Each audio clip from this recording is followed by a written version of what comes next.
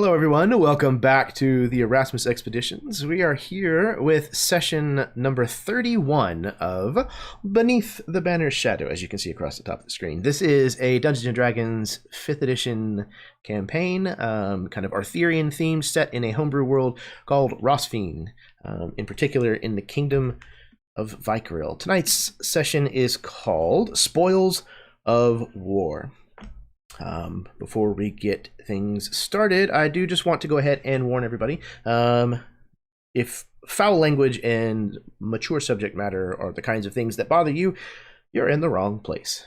You have found a dark corner of the internet and you need to turn around. But if not, then please proceed. Have fun.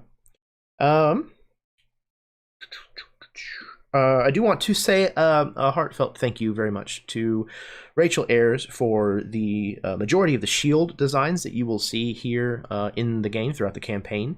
They were designed by her. She's a fantastic artist and was a pleasure to work with. I highly recommend you go and check her out if you need this kind of work done. Rachel Ayers. And then also, I would like to thank, I don't know their real name, but Studio Hobbit. Is somebody that Steve had commissioned some fantastic character art for the campaign. I did not have the full picture loaded last time, but I do this time. Here's the group shot of what Studio Hobbit made for us. It's fantastic work. So thank you very much, Studio Hobbit, for giving us beautiful faces. Not that they didn't have beautiful faces before, but you know what I mean. Augusto. Thank you, Augusto. Okay. I'm going to pass things over to my players so that they can introduce themselves, plug anything that they would like to plug, and then I think we can get things started. Before I do that, we're going to be missing We're going to be missing Josh this evening. Thank you, Moneypenny. No, we're going to be missing Josh It's been a long game already, folks. Josh ain't going to be here tonight. Josh, we miss you, bud. Hope you're hanging in there. Take it real easy. He's not going to be here this evening. Josh, we love you. Hopefully you can join us next session. But I'm going to pass it over now so everybody can say hello and whatever else they would like to. I mean, within reason. You have to cut these people off at some point. But we're going to go ahead and start with Eli. Hello, everybody. I'm Eli, and I will be playing Sir John Lightenor once again, the Knight of the Realm. We just had a big old fight, and we're all a little tired, a little tuckered out. And I'm excited to see where we go. I think it's just fine. I don't think anything bad could possibly happen to this group of characters. That would be strange and unusual. Breezy, easy peasy. Excellent. Speaking of easy peasy breezy, Steve. I am all of those. Well, I'm not peasy. Apparently that's just Canadian bacon. It's very, very, very peasy. Yep. I got nothing to plug at all. Just glad to be here. I've had a long day, so this will be a nice relaxation from that. So looking forward to it. Happy to have you, man. All right. Next we have Karen. Hello, everyone. Tonight I get to play Ariana, so I'm pretty excited to get back into this after, kind of getting our butts kicked, but also winning. Yes, thank you. So I can't wait to see what this session's going to be like, as we are surrounded by, everybody. Anyway, can't wait to play. Glad to be here. Hello, everyone. Fantastic. Anybody who does happen to mention, my God, what a train wreck is going on right here. Right here. We're going to have to talk for you. We're going to have to really get our dialogue in today. Yep. I'm going to pantomime the rest of this session. So good luck. Yep.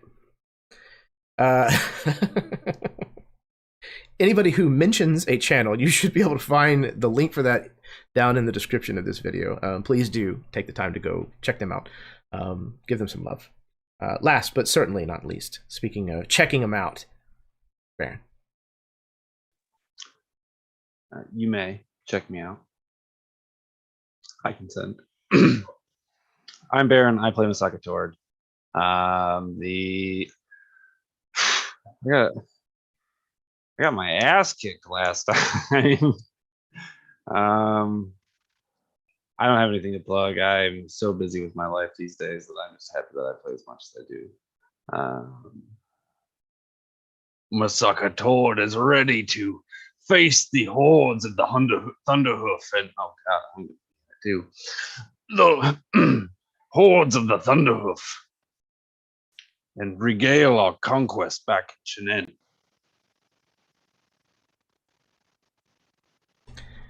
Yes. Very happy to have all of you back, obviously. This campaign it's been going on for a long time. It's been going on for a really long time.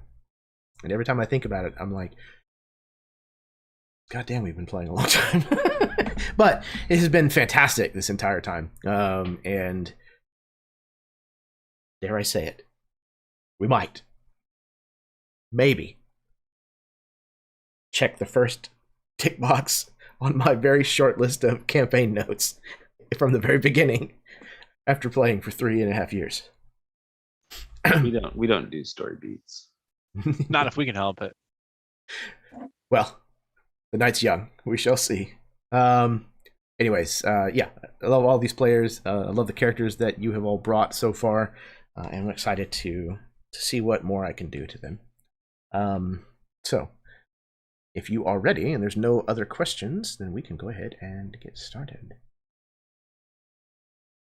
Okay. When the morning comes after the darkness of battle, what happens next? Once stock is taken of what has been won, and it is weighed against what has been lost, who is it that measures the success of such an endeavor? Does the price that was paid fall equally upon the shoulders of all involved? Are the merits of victory shared equally by all as well? Though the spoils of war can be attractive, it should never be forgotten that war spoils all that it touches.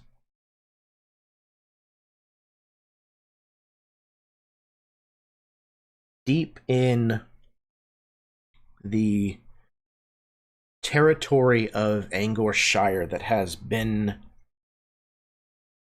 forcibly taken by the Thunderhoof tribe,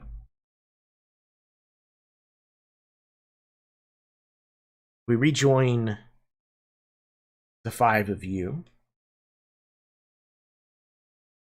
as a crow flies over 1,000 campfires,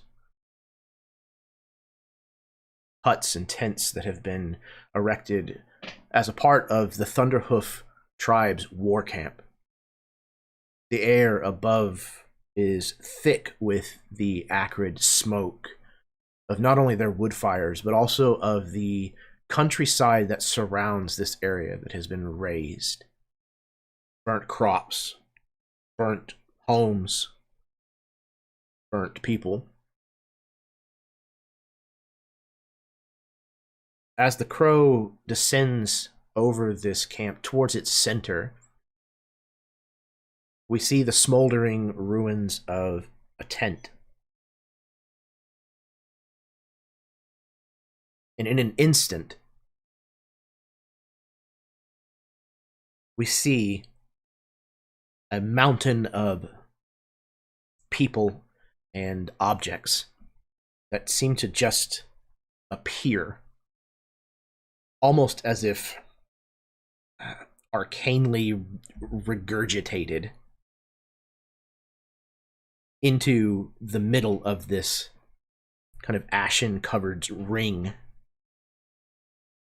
The doorway, the woven branched arbor nearby is scorched and ruined.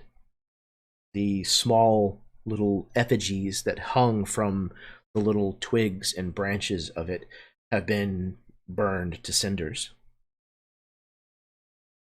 We see the five of you. We see the Witch of War's body lying nearby. We see a number of treasures that had been selected and pilfered by XXXI on his plundering, his raiding that took place here in the Orcan lands, the Angorian peoples. And, of course, there is the heap of XXXI himself, the half-orc, half-giant Khan of the Thunderhoof tribe, who, decapitated, now sits just a few feet away from all of you. And in an area of maybe 20 feet from the edge of where this tent has burned down, there is a gathering throng of orc warriors, armored, some of them even mounted on their wargs. So, as we find ourselves in this moment, there's a brief pause of uncertainty. And during that brief pause, we see Tord and Ariana. What are you doing? What's going on? So this is actually, if you don't mind, more of a flashback, if anything, from when we were still in there. Certainly. Because as that all kind of had come to a head with Dane and the Witch of War, simultaneously an event was taking place between Tord and Ariana. I guess I really don't know what Sir John was doing. I guess I don't recall. There was a lot of adrenaline in that moment, but I was being pummeled into the earth or some magical parallel, and Ariana had killed XXXI, and it kind of segued over to Dane from there. So I think realistically, I think Ariana was like helping me up. Yeah, so as soon as the final blow and XXXI fell, Ari's gaze would have flipped over to where Tord is lying on the ground. I believe at this point the ghouls were still trying to get at you. And she would have made her way quickly there, picking up your sword that fell when you did. And basically just kind of not even like just ignoring the ghouls, pushing them aside or whatever, grabbing Tord's hand to help pull him up.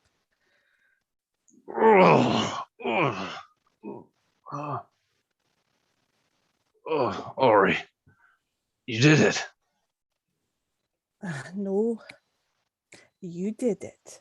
And she would pass you, she would hold out your sword. And without saying anything, she would just look to XXXI and nod at you. But you have to do it. No, Tord, this is not my place. This was yours. You have to do this. Tord looks at Ari, he looks at his sword, and then he looks at this mountain of a person behind him.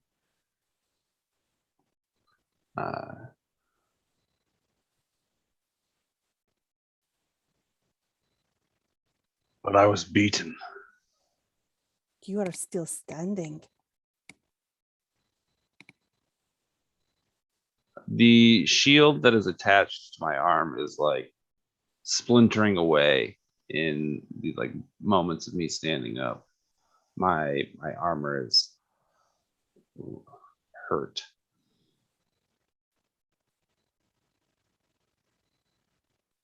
I will do it.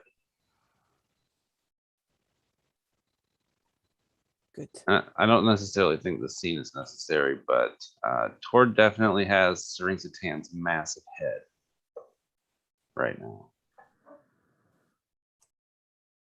as these people approach. So we can, I don't know if Ari, if you have anything else, but Yeah, I kind of imagine that as Dane is killing the witch, this is what's happening. And as we are being brought back to this world, that is when the blow happens. So all those around see it.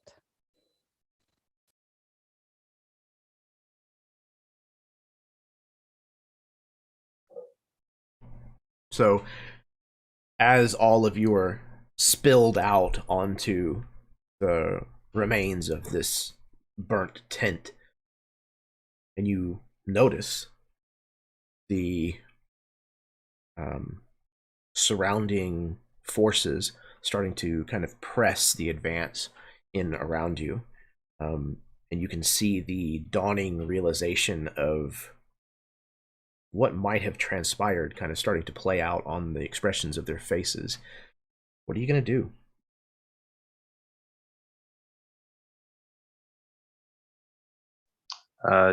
Tord picks up the head and raises it in a mailed fist.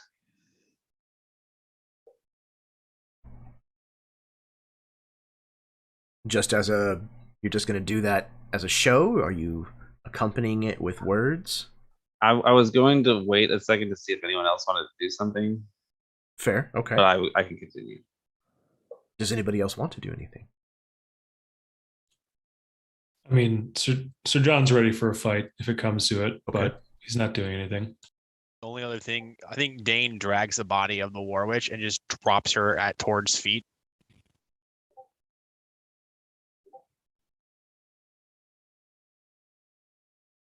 The headhunter is no more.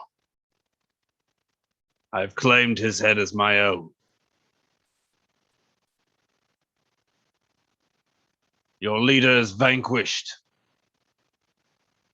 Your witch is killed.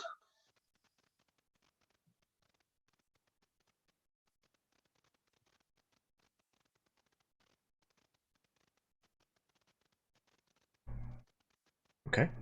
Can I make like an insight or perception? I would love for you to roll an intimidation, and you can have advantage.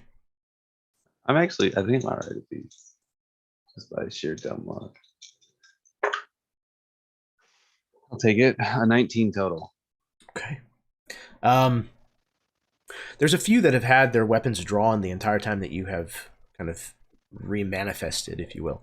And several of them kind of, toss the weight of their weapon kind of in their hand as if they're contemplating what to do.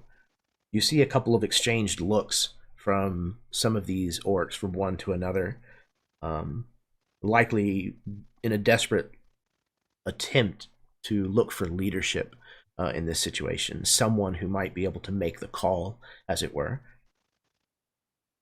But their resolve melts before your gaze.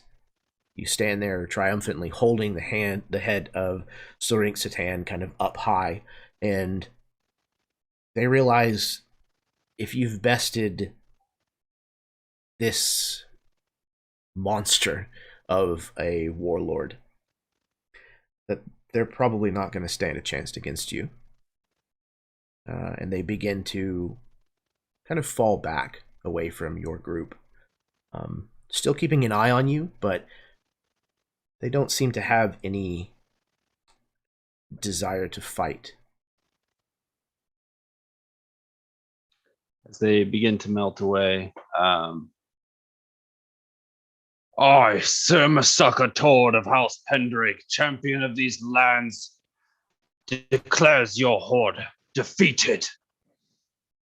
Go now.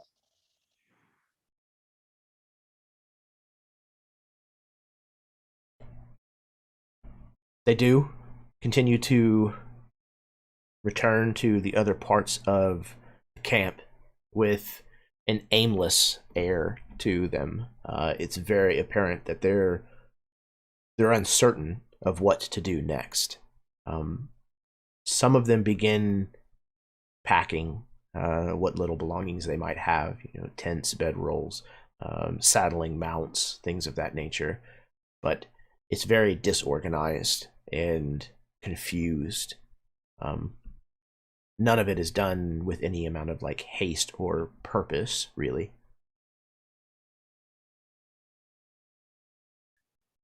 Turning around, I imagine someone is going to seek power in this vacuum, and various champions are going to seek to take some control. We probably don't have a lot of time. Why? Why don't you just take control yourself? What? Look at them. They're lost. Without someone to direct them, instead of a tide of this horde hammering against certain points, you're just going to have a festering water leak out through a sieve into the land, poisoning everything. They're not going to return home. They'll burn down a farmstead. They'll kick a farmer out. Where do I lead them? Home? Well, I mean, there's been threats against the queen and uncertainty back where we started.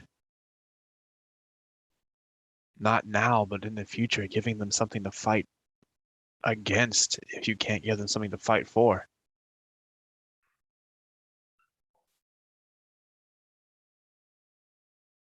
I guess it really never had dawned on me to attempt to lead this horde as much as it has harmed my family and home. I'd rather have my hand on the sword than just whirling bits of metal flying around.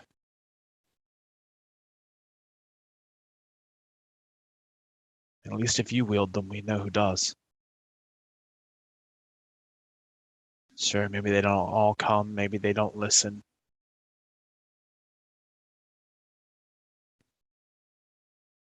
But it's better than... Look, they're even starting to fight amongst themselves over what? Dirt? A horse? How long before that rolls into the next village?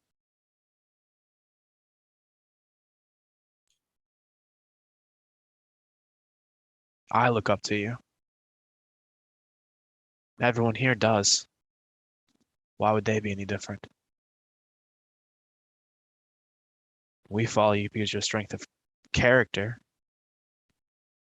Maybe they'll follow you because your strength of, well, chopping off heads.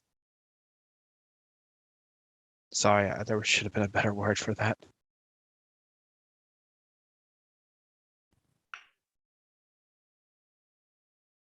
I would like to cast Summon Steed. Okay. Just to call my horse from wherever in the world it is. Yeah, what does it look like as Tord summons this creature from another plane of existence? So he kind of like bunches up. He takes his mailed gauntlets off, kind of cracks his knuckles a bit, and as he like folds them together, he blows between like two fingers into a pocket in his hands, and it makes off this like wind wailing whistle. And he calls out, and you can hear it. It's not piercing, but it's like almost haunting and invasive. And along comes my horse from the smoke of the fires.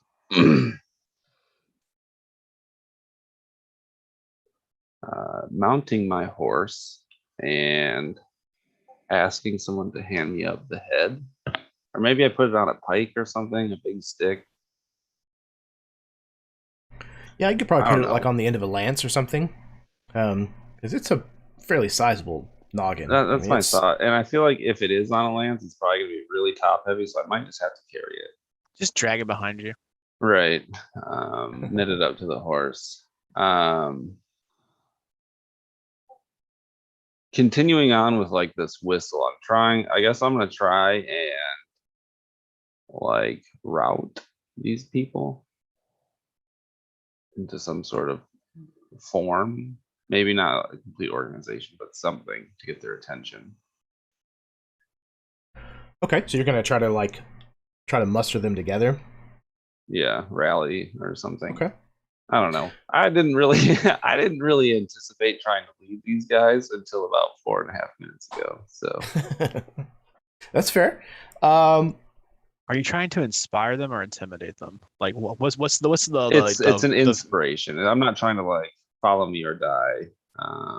But it's like my display of strength to give me some sort of platform to stand on at all. I'm not just some dude riding around the camp like, here he follow me. Okay. Yeah, give me a performance. I don't know if I've ever done one of those in any game. Can we argue and say that Eddard would 100% give him Bardic Inspiration for this? Sure, I would say so. I don't know what his Bardic Inspiration die is, but I think it's a D. That's a D. I think it's a D8 now, isn't it? I don't know. He's level I think he's 12. mostly. he's a 6. Gotta be high. I think he's mostly Bard. I don't know. I have no idea. Yeah, that's fine. Roll a d8. Alright. The Spirit of Eddard. We need it. Eddard.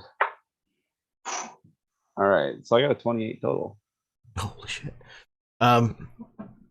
So yeah, you kind of ride around in amongst the remnants of this war camp, with the head held high and repeating the call essentially to rally together, to stay, remain, and perhaps even to serve you.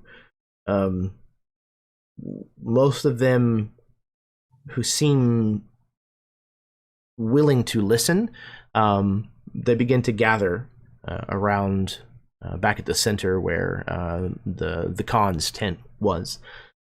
Those who don't seem interested have broken off and appear to be riding back towards the east, the steps where they came from.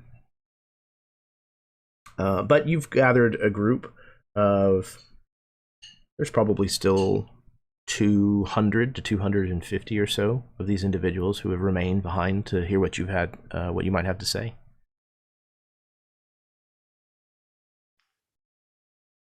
These lands have been burned.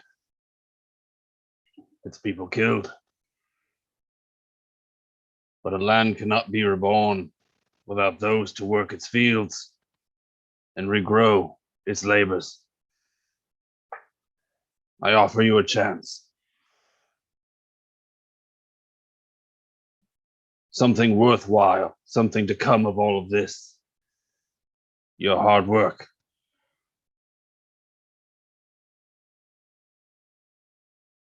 Follow me, and there could be a place for you here. With security and prosperity.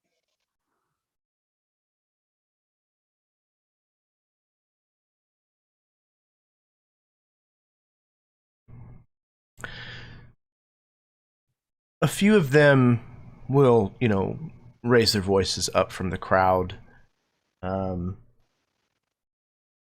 asking things in Orcish about, how can we be certain that there won't be retribution? There will be.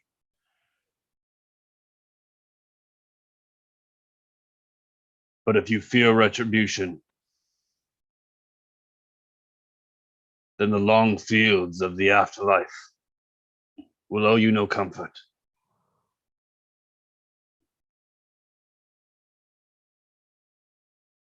This is the path of redemption.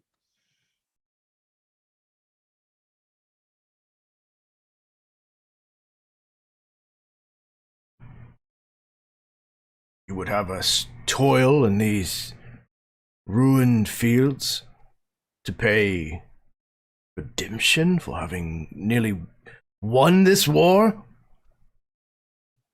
I offer you the opportunity to earn your place as warriors of this kingdom against an enemy worth valor and honor. Glory in the eternal pyres. One of them kind of steps forward and he says, "You bow and scrape for the human scum. That's what you Angorians do, and that's where you went wrong. That's how all of this happened. That's how we were able to march in here and walk all over all of you. Because you're weak. Because you supplicate yourself for the humans."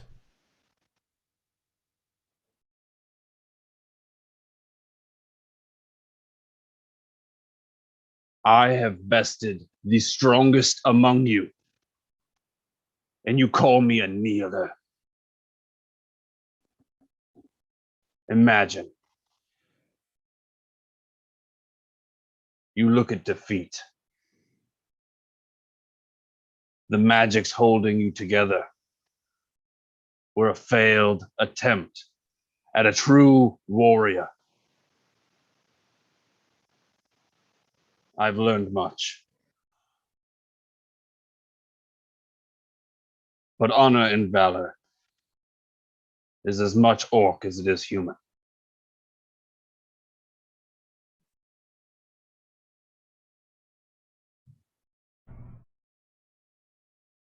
There is no honor in what you do. You've forgotten who you are. He kind of like throws his sword kind of at the dirt, and he turns and begins to leave.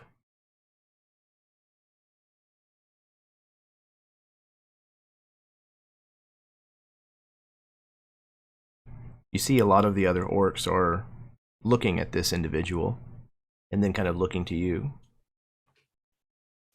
Their eyes keep traveling back and forth. Sir John is nearby and sort of murmurs to Tord something like, "Give them a week before we send our forces after them, to give them time to cross our borders and be back in their own blighted lands."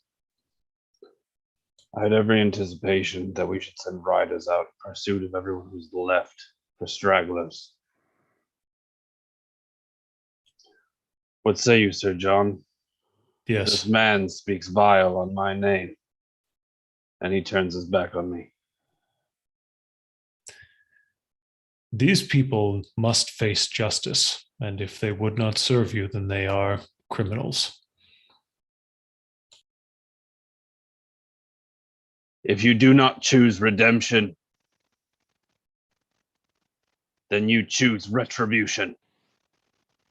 And I would hope that Ari is like somehow ready for this to kill him. Oh yes. So I think probably at that you choose retribution. Ari's already got her longbow out and readied, and it didn't look like it, but all of a sudden it was there, and an arrow flies, and hopefully I hit. You don't have to roll. That's fine. Okay. Yeah, what does it look like as you silence this voice of resistance? I think the shot actually just takes him right through the back of the neck. Like he's walking away, and this literally silences him, goes straight through the neck, the voice box, and all he can look back is like shock and gurgles.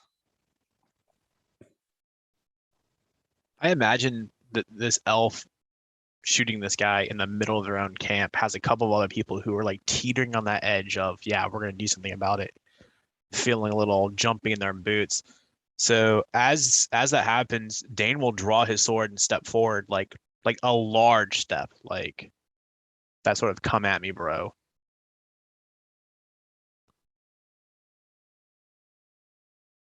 And I'm still not armored, so I still have that weird mottled like white and red skin tone. I look like I was recently dead because yeah, you know. Yeah, no, that's understandable. None of the rest of the orcs seem to be, at least for the moment, willing to take a stand at all, to bring it up anymore.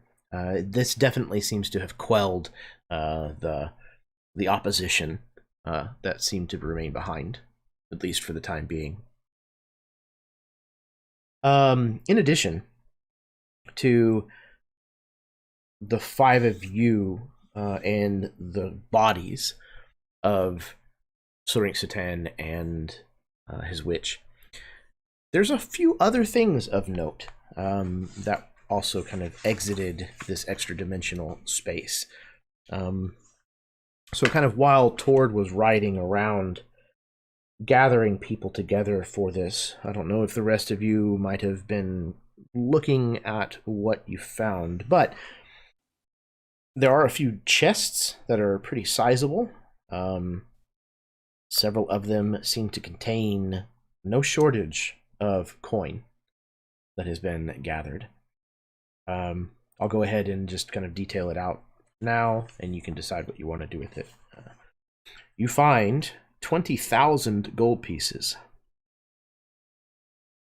You find 1,600 platinum pieces. You find 7 star rubies. They're translucent rubies with kind of a white star-shaped center to them. Each one of those rubies is worth 1,000 gold pieces apiece. You find 5 art objects. Each of these art objects is worth 750 gold pieces each. And I'll run through these real fast, and then I'll get you guys the notes and things for it later. A bottle stopper cork embossed with gold leaf and set with amethysts. A carved harp of exotic wood with ivory inlay and zircon gems. A small gold idol. An obsidian statuette with gold fittings and inlay. And a silver chalice with moonstones. In addition, you find 4 objects of note. One of them is a suit of armor. One of them is a sword. One of them is a staff. And one of them is a small, strange-looking stone that is pink and green marbled. It's a sphere shape.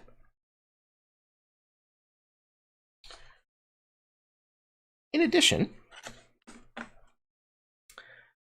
there is a horse that is just kind of standing nearby that seems to have appeared the same time that you did. This horse, you can tell, it is kind of upset and angry. It takes you a moment to realize that even though it's angry, you can't hear it making any noise. And it seems to not be able to leave about a 20-foot cubed area. It seems as if it might be bound or stuck inside that space.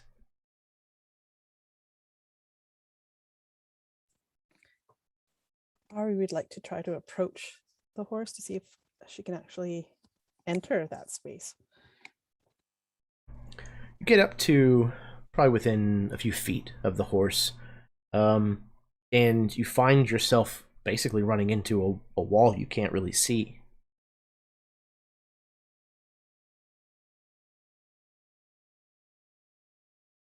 What kind of horse is it? It's a thin, slender horse compared to the Angorian steeds that you have seen since kind of traveling here. This was definitely more the kind of elf ridden horse that you would probably be used to. It's got, you know, very kind of flowing blonde hair. It actually has kind of elfin features about it. Very slender, elongated. It seems like it might recognize you.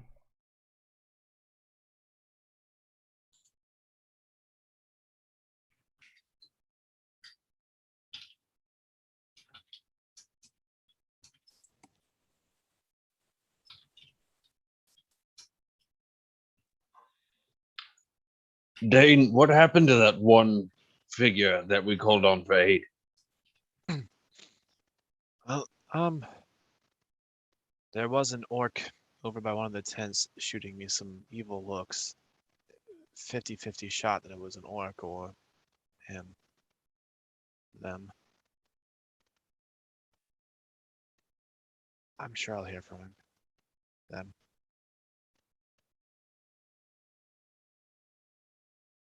And you What? hear me. Ari's going to try to talk to the horse. The Like, horse. all of us are like, yes. Oh,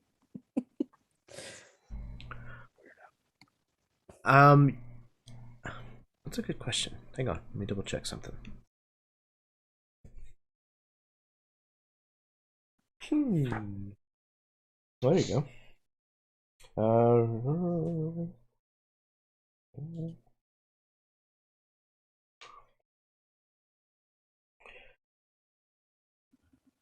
Okay. It doesn't say.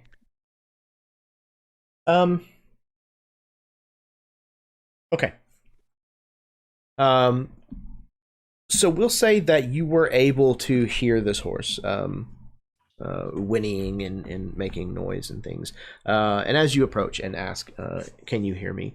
The horse kind of like stamps their front hooves in the dirt and kind of shakes its head up and down.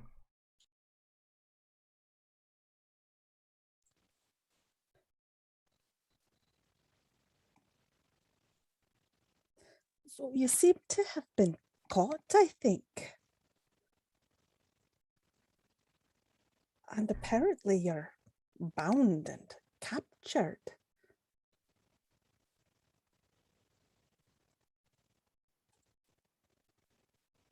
The horse kind of grows still.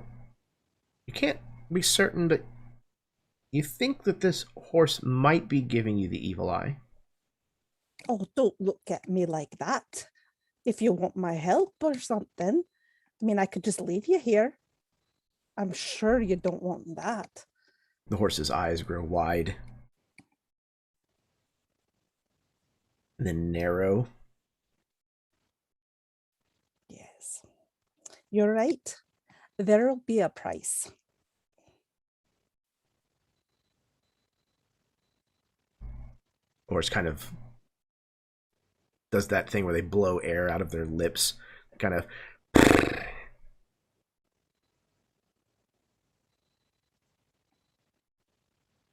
The price will be Sir Dane's firstborn child. You must give it back. It kind of stamps its hoofs again, kind of rearing up, kind of tries at the confines of its cage a little bit more, kind of kicks the walls to no avail. Or I could just leave you here. It finally settles down and kind of comes back over to where you're standing, kind of lowers its head. Ah, good choice. And so we're agreed. We get you out of here. And Sir Dane has his firstborn back. There's a long moment of non-responsiveness before finally the horse shakes its head up and down again, though far less vehemently this time. All right, we are of accord. And she would turn and go try to find Lord Eddard to talk about what could be done.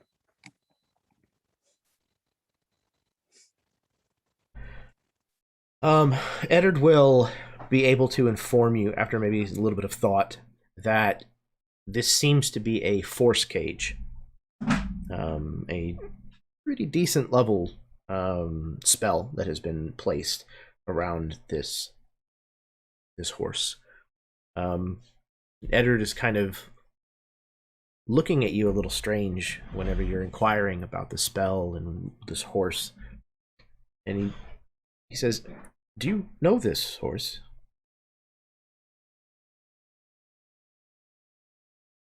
I'm muted. We all do.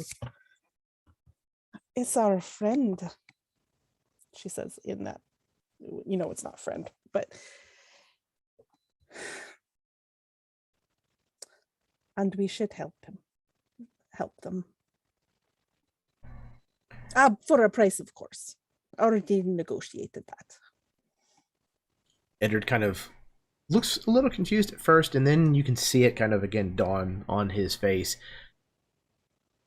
Oh, okay. I'll see what I can do. Thank you. I have no idea if Eddard has the capability of dispelling or getting rid of a force cage, but we're gonna. Somebody do a has a hand waving. dispel. I'm pretty sure. Oddly enough, I do. If he doesn't, so Yeah. So I'm perfectly okay with saying he's got it under control. Yeah. He's not here. Okay. So while that is going on, does anybody want any more information or any more details about any of the items so that came out? I think while we're sort of looking through stuff and Ari's talking to a horse, which is weird, there's like this like vast amount of money, probably more than most of us have ever seen. I mean, maybe Sir John at some point, he's like, yeah, it's my mom donates for church. I get it, yeah. But so looking at that and then up to Sir John, I think we have to give most of this back. Of course. I think the Duchess I think she'd be fair about that. Yes. And it won't do good here in these lands. It must be given to the Duchess with the understanding that it can be used to purchase aid from other provinces. Right. Used to rebuild the villages. Yes. I have thoughts about these Thunderhoof characters as well. I don't know that we've recruited soldiers so much as prisoners.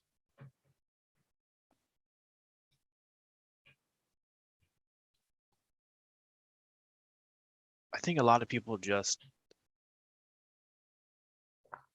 lack a purpose. That's what makes you susceptible to tyrants. And some people lack such purpose that they commit atrocities for weeks and burn a landscape to cinders. Yes. So John just sort of looks over to the horizon. He's like, yeah. What happens to the ones that we can't convert? They'll become problems again. Or Tord's brother-in-law comes out and handles them. Well, at any rate, some of these prisoners are just as much a victim as the people they hurt. At any rate, I say we test them before we trust them. Well, I don't think we have to trust them. I think just getting them back to Shanine and letting the Duchess handle it or Tord handle it's fine. Agreed. I just didn't want to see them ride out and, they're just a bunch of bullies. Remarkably powerful bullies, I suppose. And as this is going on, like Sir John is walking amongst the stuff, can you list off those art objects again really quick? There was like Absolutely. a bottle stopper and Yep. Bottle stopper. It's a cork embossed with gold leaf and set with amethysts. There's a carved harp of exotic wood that is inlaid with ivory and has zircon gems. There is a small gold idol. An obsidian statuette with gold fittings and inlay. And a silver chalice with moonstones. cool. Yeah, I think so. Sir John kind of brings it back to the subject of the treasure. And he's like, I don't know about these items over here, the ones that are like, potentially useful, but he's gesturing over at like the chests and the art and stuff. And he's like, none of this needs to remain with us. Others are going to need it far more than we do. Like, I think Dan goes over the one, like the objects, like the stopper, and it's like, I don't think they necessarily got this from here, but yeah, I mean, we don't have use for it unless you've taken up harp recently, or maybe Tord has. Well, that would be funny. Can I roll a No time like the Can I present, roll I a suppose. performance on the harp? Absolutely. Garuda Valley, but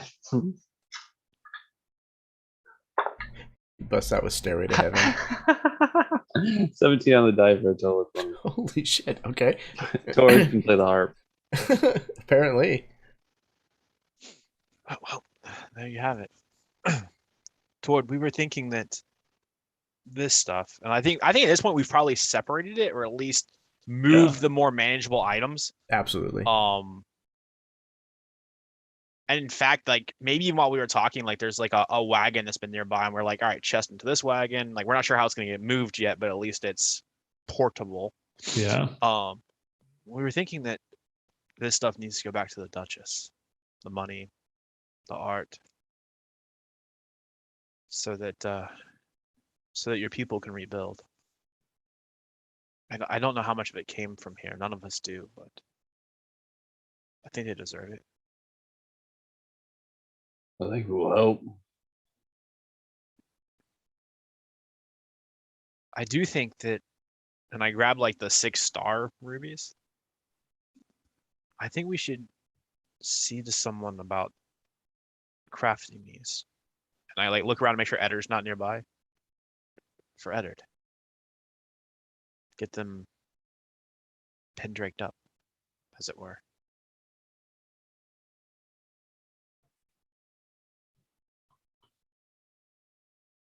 I'm into Surely that. not all of them. Well, why not? There's 5 of us. Although we can give 2 away. There are 7 here. I count them out. 1, 2, 3, 4. But there are only 6. Maybe Dane can't count. Who knows? I think they pocketed one. His theological education. Right. Lost the ability to count when I died. Gotta lose something. Comes back slow.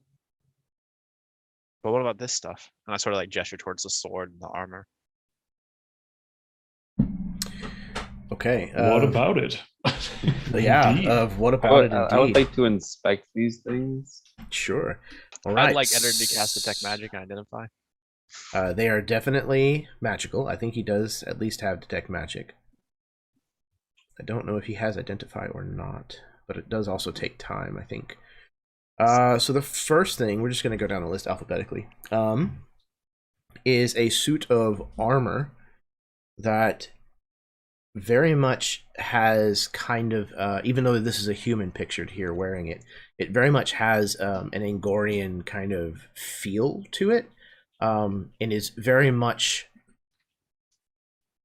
seems to be for riding, for riding horse, and let's see here. The other thing is a sword that is very unmistakably elven in its design. Very lightweight, kind of a coppery metal. There is also a staff.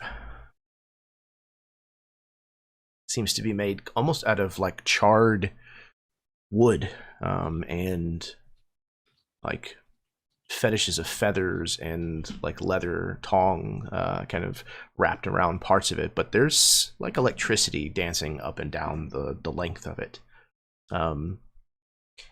And the last thing, I don't have a picture of the last one. It is a rounded sphere, like I said, of pink and green marble. Anybody, Eddard probably understands what this is, even if he doesn't know the actual functionality of it, but he would be able to identify this as an ion stone.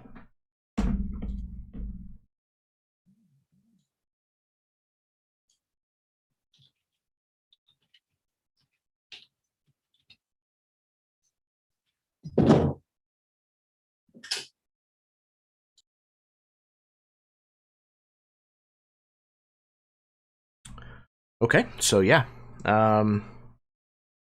After some time, Eddard will be able to free the horse from the force cage that it is in. The horse kind of makes some very unpleasant, unhappy whinnying noises, kind of raises itself up again on its hind legs and stomps the ground a little, shakes its head, and then is going to turn and start riding off, unless somebody else is going to say or do something.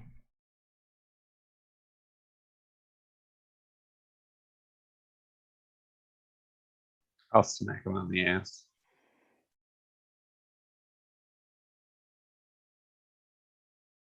Okay. But he's a horse. He's still a horse.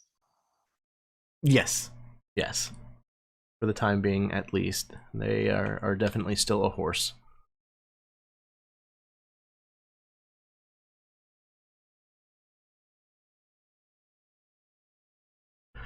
Okay, so yeah, you're able to track down the wagon that you kind of used as a part of the ruse to get into the war camp very easily, and are able to load up what of this that you plan on taking back with you, and you begin kind of rounding up the remaining Thunderhoof tribe, and whenever you're ready, if you're headed back to Shenin, then you can start heading that direction.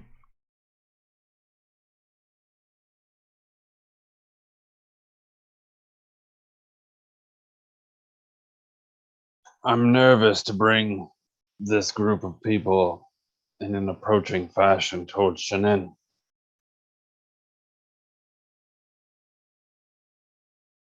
Should we seek to meet up with the riders first?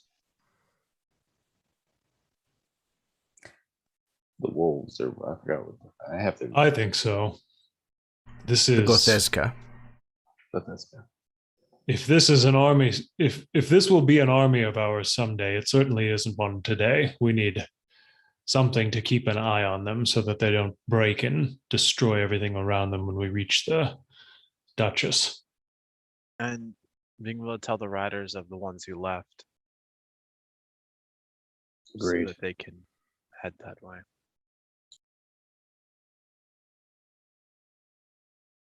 We knew of the Gotheska's rough location in their attempt to attack the front. Yeah, I actually think it's better than rough. I'm pretty sure you kind of established where their like counter assault was going to take place. You kind of chose an advantageous landmark for them to kind of make a stand. Yeah, I know that you had to have an idea of the specifics because the forces from Shinin rode out to meet with them and kind of join together. So, do we know who was leading? Like, was it just my brother-in-law that was leading, or was it like another representative for the Duchess leading the Shinin forces? Yeah, the forces from Shinin would have had a leader as well, but they probably would have been something the equivalent of like a captain of the guard or something like that. So your brother-in-law would certainly outrank them. Naturally. Are you taking the head with you? Yeah.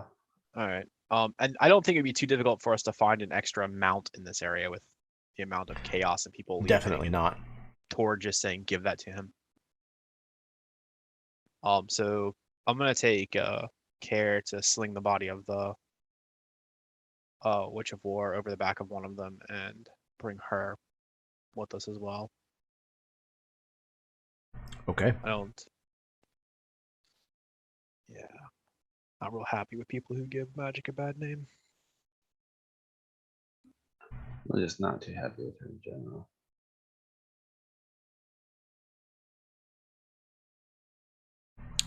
So you're able to collect, as I said, the things and the trophies is probably not quite the right word. The evidence, the proof, if you will, of your deeds that have been done here. In addition, if you wished to, you could have also collected the helmets that Saringsatan had collected from the various warriors and militiamen and things out here that he took from the Angorians. Again, you would know that if nothing else, that there would certainly be enough steel from these helmets to qualify for the steel of a conquered enemy turned ally portion of your quest.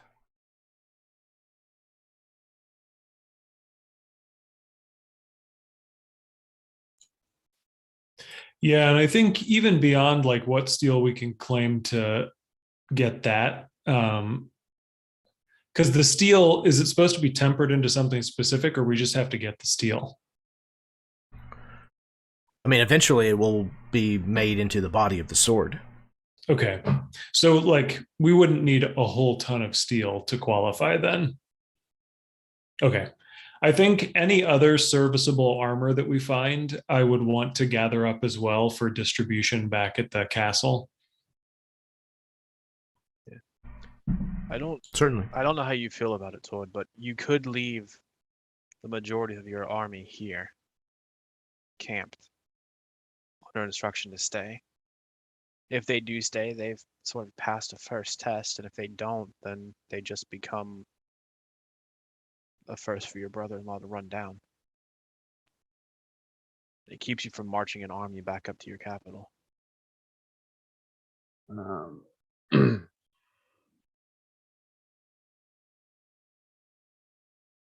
If possible, would Tord have time to like lightly intermingle with these people to like, gauge who's here?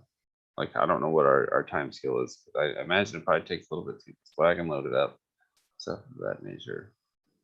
If we like took off this evening, so I could address like a chain of command and be like, all right, you are gonna make sure that everyone stays in line, and if they fail, I mean, this is the consequence. If you want a day to speak to everyone, it gives me some time to tend to the people they had captive and see if any of them are savable. I guess I really owe these. If I'm gonna be responsible for them, I'm gonna have to know them somewhat. So you guys rode into the war camp kind of just at nightfall, like the previous night. So by the time that all of this is done, I would say it's very much kind of the early hours of morning. So I would imagine that you're likely going to need to find a place to bed down, at least for this evening. And if you wanted to stay through the next day to kind of set something up as far as structure and organization, that could certainly be done. How do you all feel about this?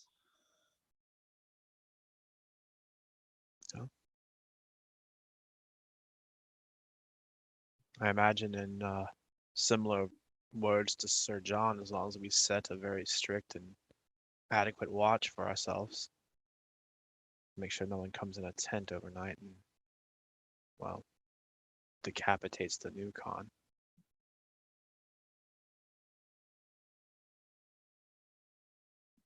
Yeah. Sir John just nods. Yeah, yeah. All right, then I will sleep first and take last watch. I'm gonna hit a level of exhaustion, I know, but I'm gonna continue working, getting these people and children out of these cages and seeing to them. Like, I'll eventually pass out at some point. I'm very positive of that, but I'm gonna work to a point that I'll stay up as long as I can so I can do this. I know I'll take a level of exhaustion from it. Okay. And I'll I take will first help. watch. I will help Sir Dane with the rescuing Okay. of the prisoners. Yeah. Excellent. So yes, those of you who will press on working through the night, if you would please, thank you, take a level of exhaustion. But eventually you find you find a place to lay down your weary heads and get some rest. Nobody seems to interrupt your sleep at all. There are a few people who, will wander by where you're, camping, where you're set up your bedrolls and whatnot. Kind of curious as to who you might be, how exactly this came to pass, but none of them are eager to approach in any way. So you manage to, those of you who chose to do so, will get a long night's rest. As much as you might toss and turn, you at least do find sleep. The next day, there is some organization that has started to descend on the camp. There are a few people who seem to be, making big meals to feed most everybody, making sure that people have, fresh water, rationed out to them. The kinds of things that probably would have operated on a day-to-day basis in the camp regardless, but they seem to kind of somewhat be getting back into a routine whenever you're making your rounds the next day.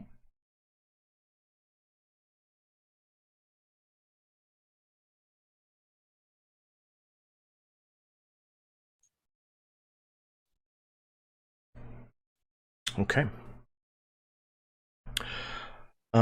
Is there anything that you want to try to do other than kind of establishing somewhat of a tiered, like, organization or structure here before you take off?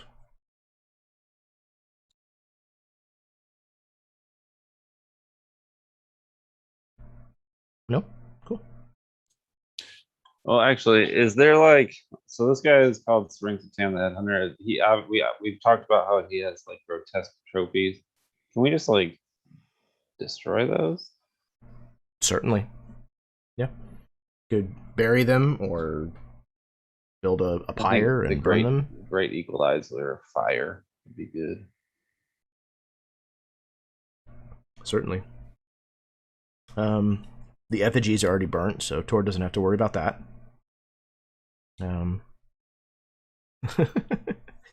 But yeah, you can certainly get rid of the trophies that XXXI seem to be keen on keeping.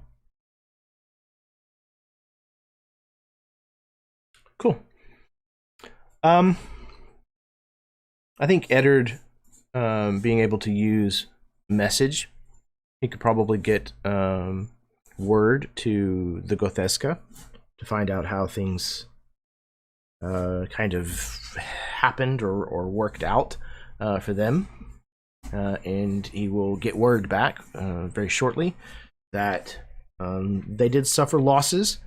However, they were successful in devastating the ranks of the Thunderhoof.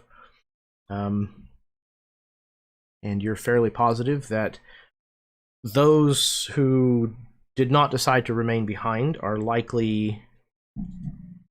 their spirit is likely broken, and it will be a while before they attempt anything like this again, if they ever do in their lifetime. So, what is the plan? Is the plan to leave the army encamped here as you return just the 5 of you back to Shinin, or are you taking anybody from the camp with you other than the corpses? Do we have a sense for how long it's going to take towards family and their warband to show up? Are you expecting them to arrive here? Yeah, I thought we might be leaving the horde here until they can show up and act as an escort.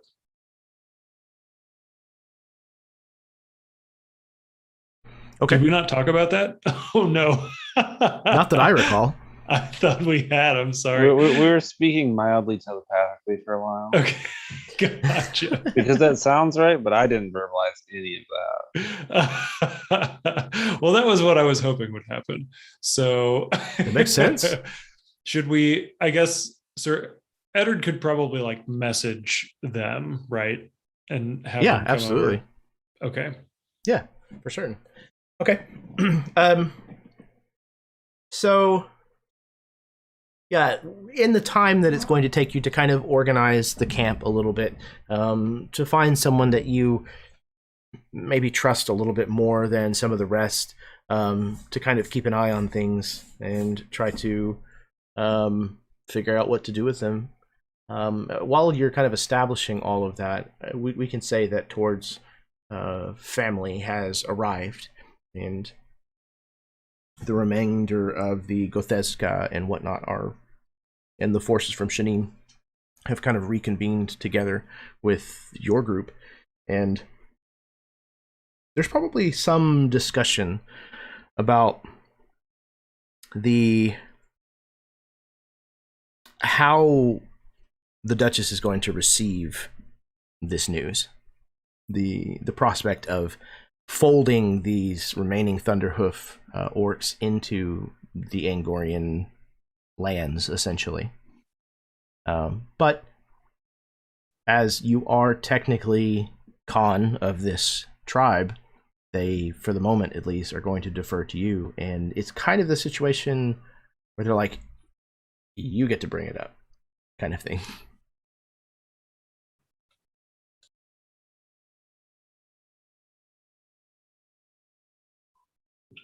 that. Fine.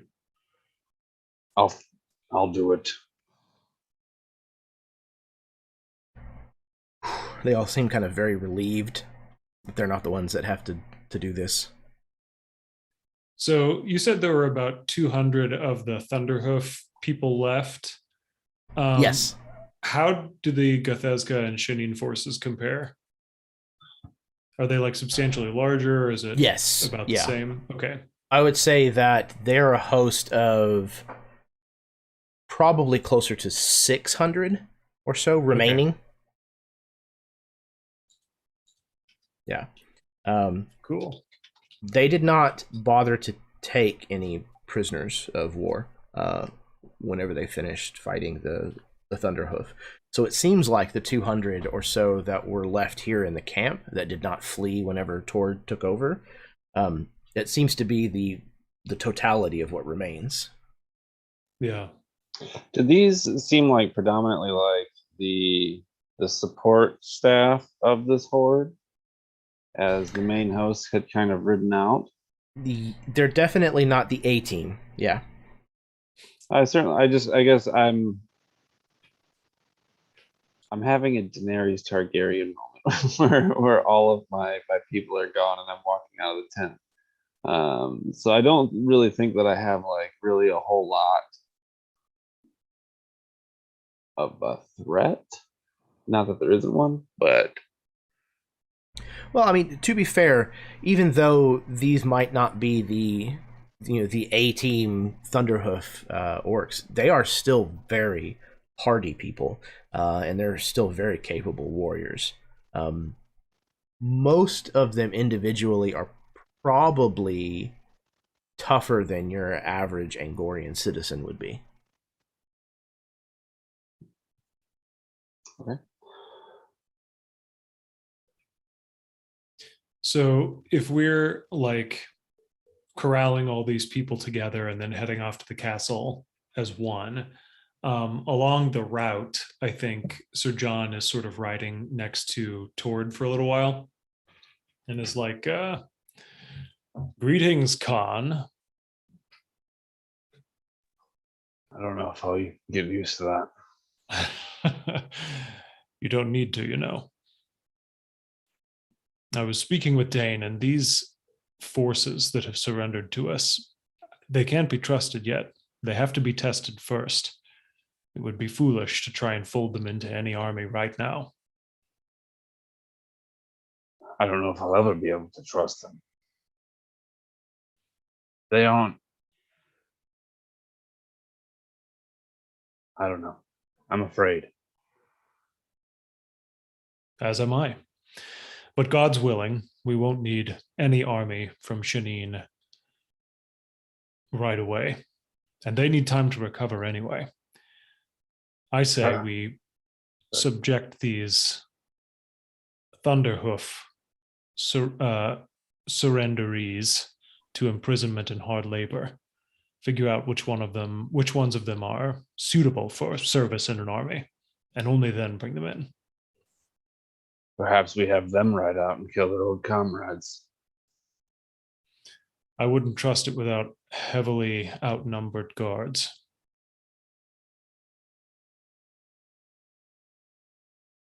I have half a mind to just ride them out there myself.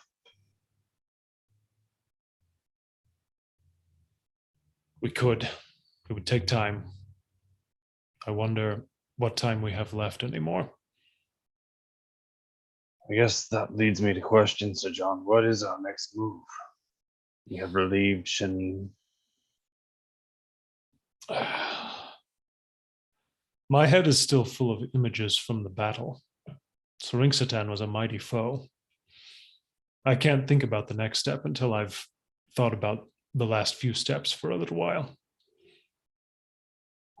I lack the luxury. I have 200 plus waiting for my next call.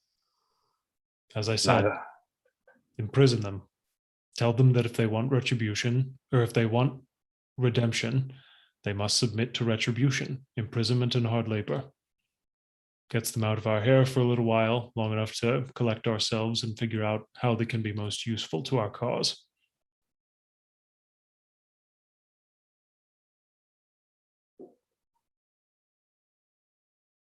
Subjugation goes against the very fibers of my being. It hurts me.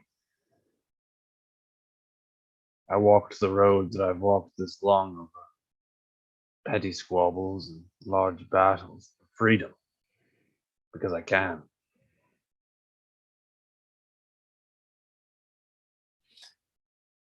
Think I don't back to know what they've done if in all the villages we've passed. Burned corpses, slaughter. Sir John, I have looked in the face of the person who burned my wife and I told them I forgave them. These people aren't that far gone. No How one many is. of the people of this land would believe you, though, or agree with you? How many of them want vengeance worse than imprisonment could ever provide? Something must be done. They have committed terrible atrocities. I'd just as soon kill them all. I refuse. I cannot slay someone who lays their sword down before me. I understand. And you are in charge of them. I leave it to you. But I respect your counsel. I'm not choosing to argue. I merely, you are the sounding board of this.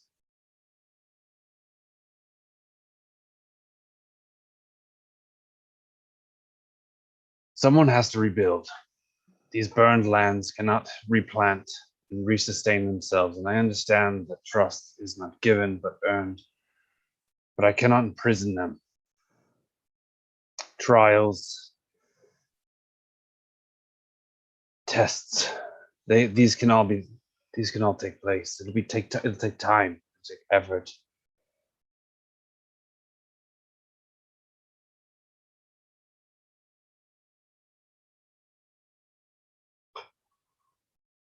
I think not trying to sound like, oh, well, we'll see who turns out being right or whatever, but just like a on your side kind of like, shit's heavy.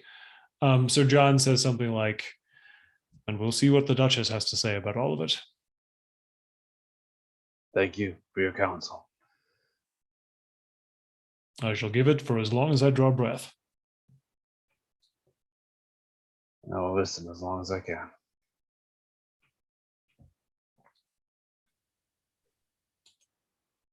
I imagine Ari feels the same as you.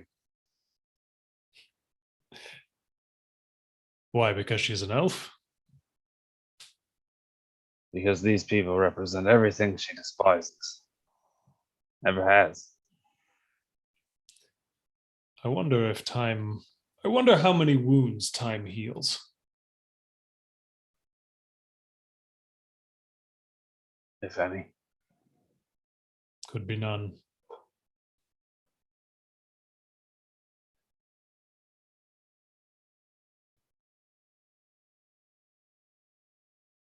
All right. So, as you pack up, break your portion of camp with what remains of the Gotheska and the forces from Shinin,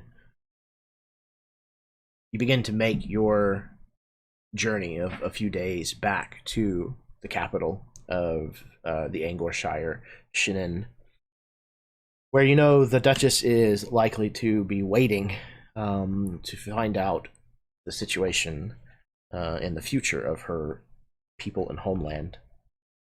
And I think that's where we're going to take our break. So, 10 minutes. Go to the bathroom, refill your drinks, kiss your spouses, smoke them if you got them, etc., etc. Thank you very, very, very much for anybody who is tuning in with us and watching, whether you're watching live or whether you may be watching at some point in the future. Thank you. It's very appreciated. And yeah, sit tight and we will be right back.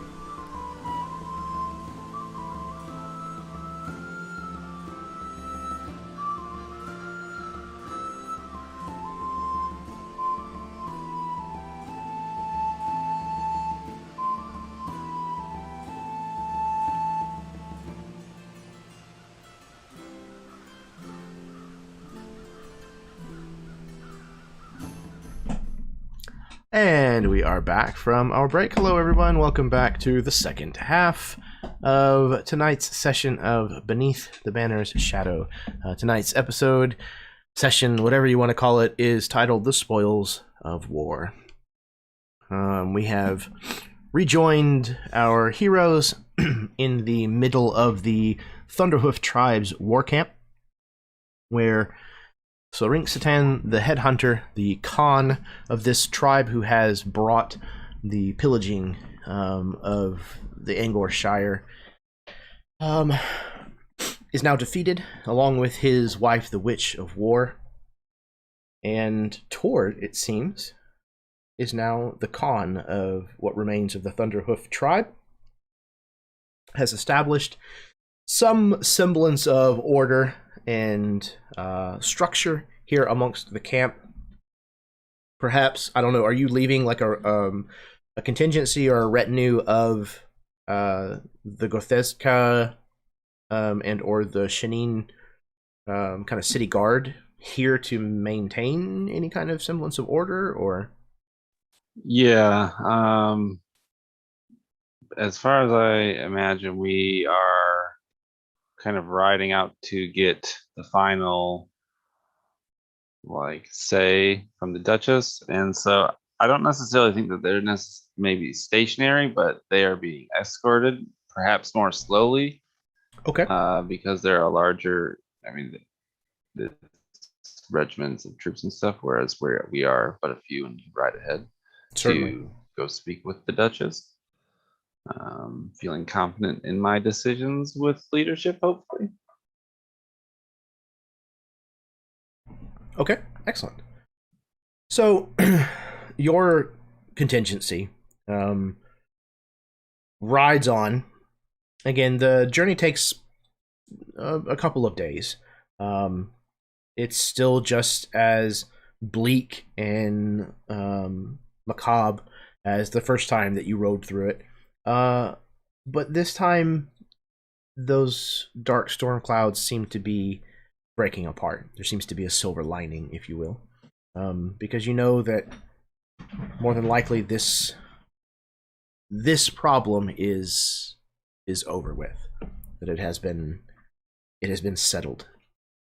You continue to ride on, and eventually, as you come over a rise in the land and break in the trees, you see the familiar sight of Shenin, the city standing before you. The only thing that seems to have really and truly survived this raid, this pillaging on the Angorian Shire.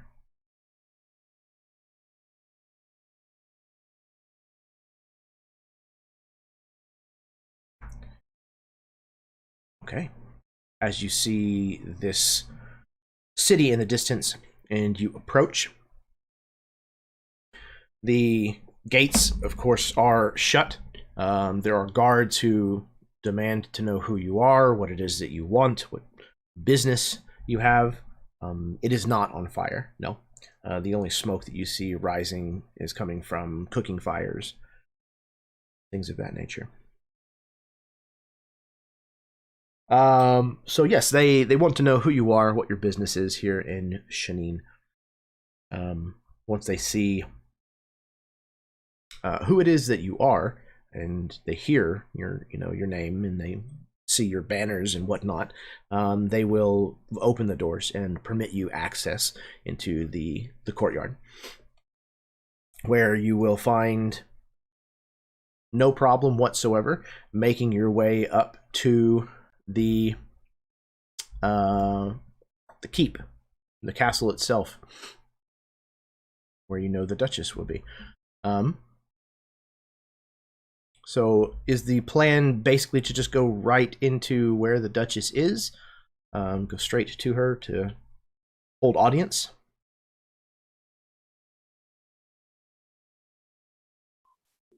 Yeah. That's fair. Okay. So you ride on. Many of the the riders who were members of the Gothezka, or members of the militia from Shannon that rode out, they kind of dissipate the moment that you get into the city, and they go back to where their families are and whatnot. You ride on to the castle itself.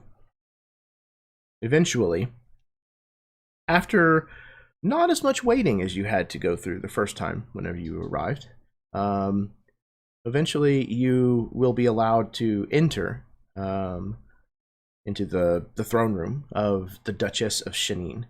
Her name is Sketha Od Krimenak.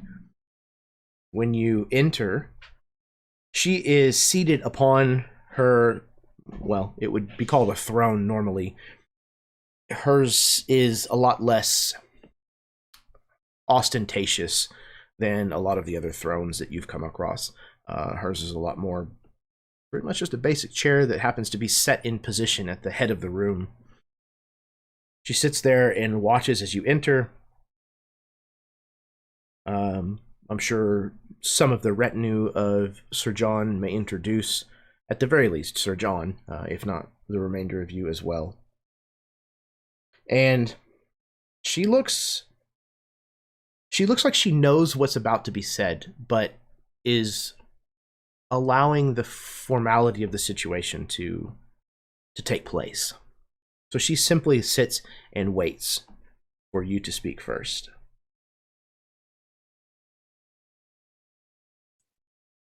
Sir John may have been the one who was announced, but like quick as possible, he introduces Tord.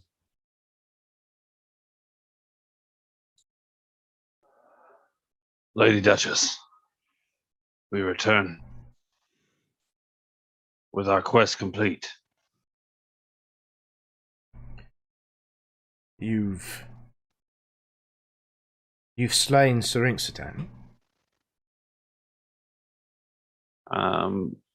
For the sake of like the cinematic of this, I think like Tord looks back and like does a nod, and like two guys are like carrying in this huge head,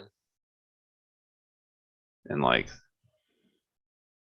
Yeah, you can hear the kind of the air go out of the room as the various advisors and courtly appointed individuals kind of all gasp, and she simply kind of stares at this head, this massive, grotesque piece of evidence again that you have brought back, the head of Syrinxatan. She walks over and kind of stares down at it as she slowly kind of walks a small circle around, as if studying it for some kind of clue that it might give. She nods with approval on her face. I may have been incorrect in doubting you. This is no small feat, Tord. Sir Tord.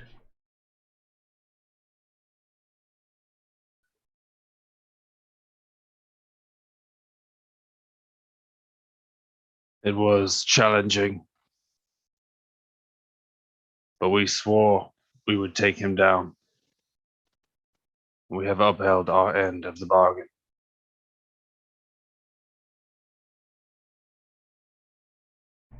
That you have. That you have. But I have come to see that perhaps aid is not something you are able to give.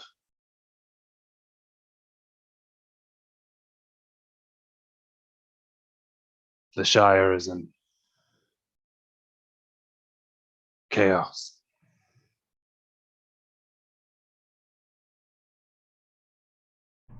Things will be needed. People. Resources.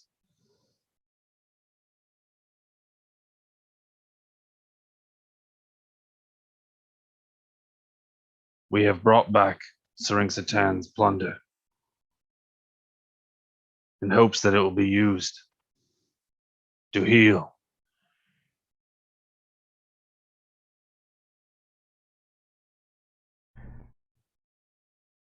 She her eyes drift up from the head of Satan to look at you again, Tord. And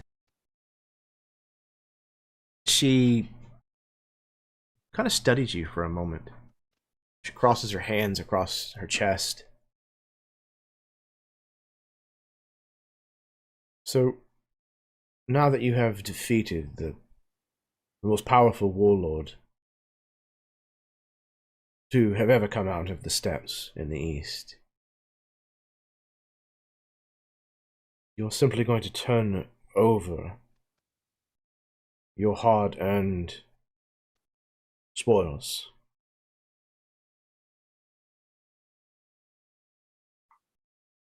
If I may be so bold to say, my lady, I am a knight, not a brigand or a thief. She puts her hand up as if to try to dissuade any accusations to the contrary. I did not mean to offend. You just, well, I undoubtedly underestimated you. There are not many knights who would behave thusly. And that's all.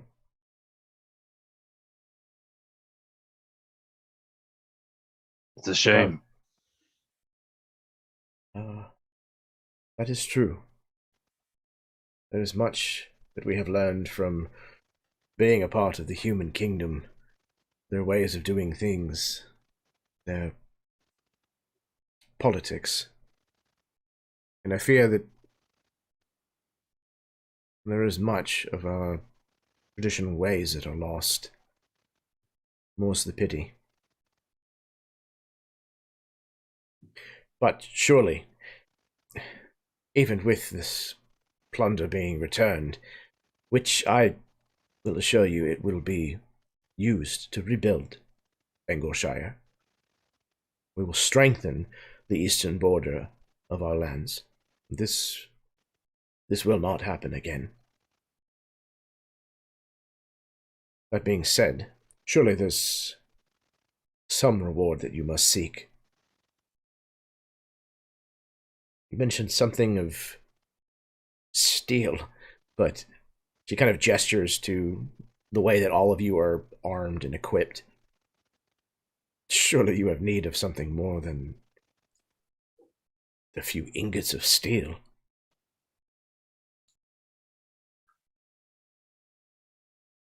It would seem that I come to you in exchange of compassion for approaching, escorted by the Gotheska, are roughly 200 to 250 of the Thunderhoof that have, for some reason, I look to as hope.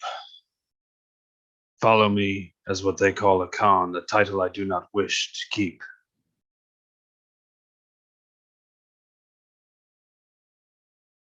But that would require an exchange.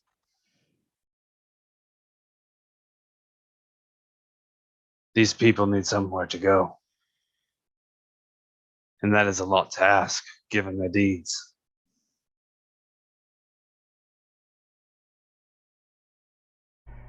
But perhaps my show of good faith is enough to vouch that perhaps they too are worth a second chance, a second glance, like I've earned.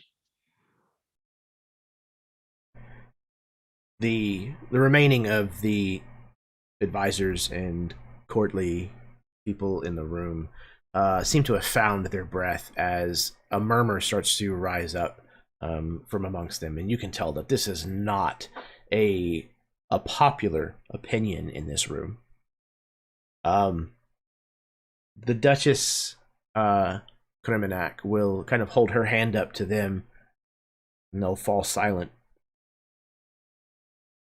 You would have me welcome these orc.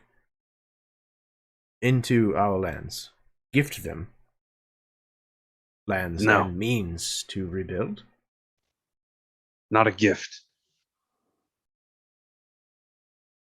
In exchange,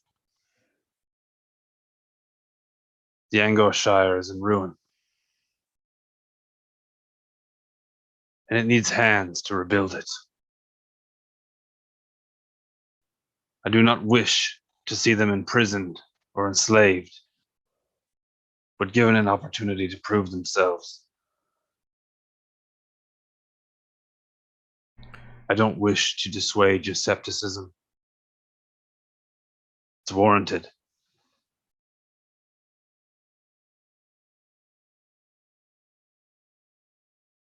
But I simply cannot cut down a man who lays down his sword before me and swears allegiance to me. Again, there's kind of an uproar from those gathered here in the throne room. She remains silent for a long moment.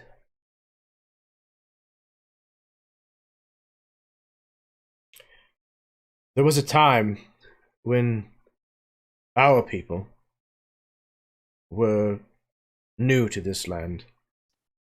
We, too, had come from the east and pushed our way into the boundaries of the kingdom of Vykaril. We, too, raided and pillaged and burned. We, too, met on the field of battle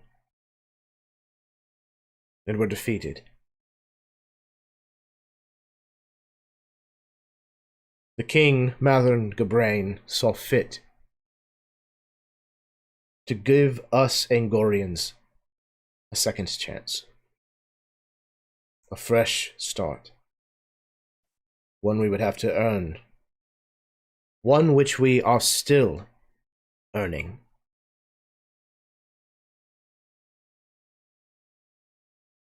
I believe that Sir Tord is right.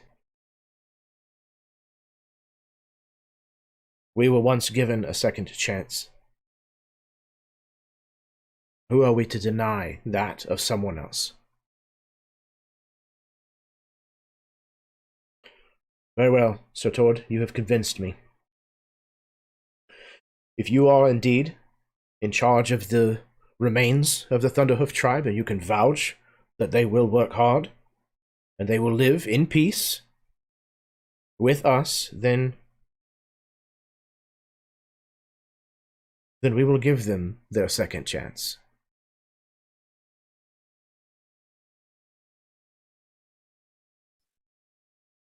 If they fail you, you may see to do with them as you see fit.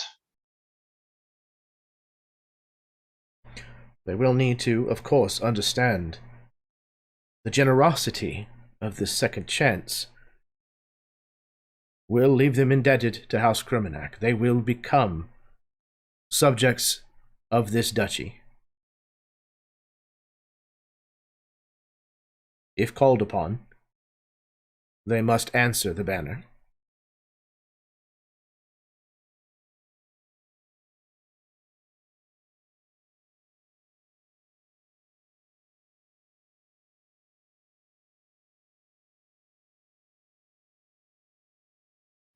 Do you agree? I agree. Very well, then. She moves to you toward with decided purpose and extends her hand and forearm. Tord clasps it.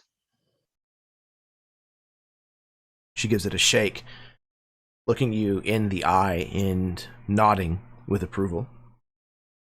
Wonderful. This... Well, I will be honest with you. This is not how I saw this situation ending. But I'm happy for it.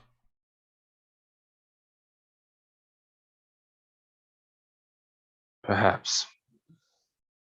This is but a new beginning.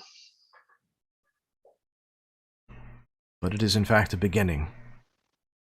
For some time I was afraid that only endings would be told of this conflict.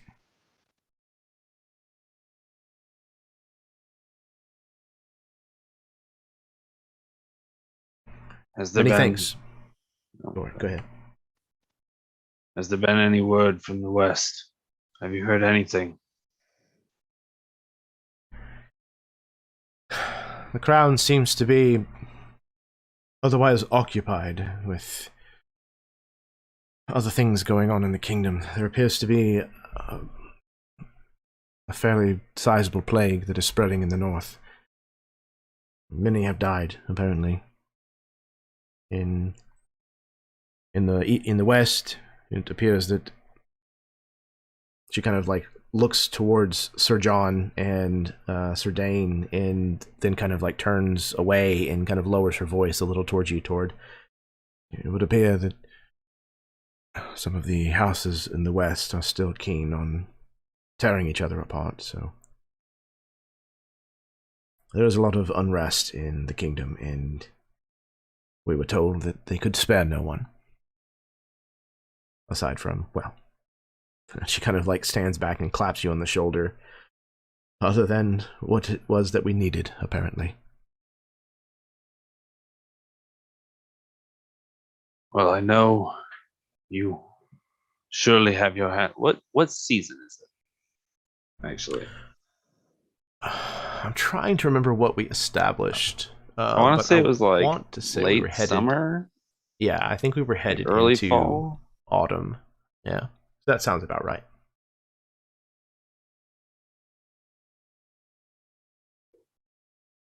I know there's not much aid you can give, especially going into the cold season. But it would be nice to know I can call you an ally.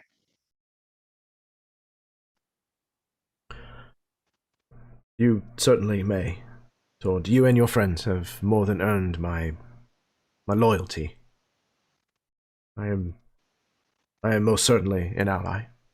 If you ever have need of me, of Shanine, then we will answer that call.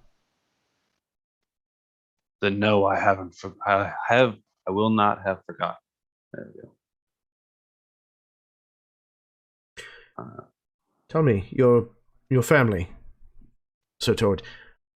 Your family is the Masaka? Correct. Your brother-in-law is married. He is your sister's husband, yes? That is correct. Well, if you have served the House Criminac in such a spectacular fashion, and your brother-in-law and sister also serve my house, then I think that perhaps your family deserves to be elevated.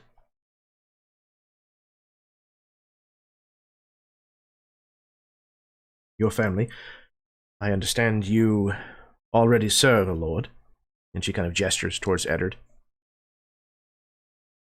But your family, if they wish it, will be elevated to the rank of nobility underneath House Criminac. You do us a great, great favor. It is merely repayment, for the favor has already been done. The favor that you have shown, the favor that your brother-in-law and sister continue to show. We need people like you serving House Criminac.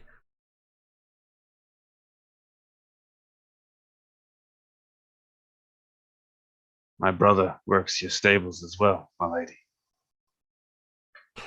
We are forever in servitude to House Criminac. It's in our blood. Then it's good to know that I've made the right decision. Your brother will muck stables no more. Come. We have reason to celebrate. Our people need to celebrate. So, let us not keep them waiting a moment longer, shall we? And she kind of turns and gestures to the doors leading out of the throne room.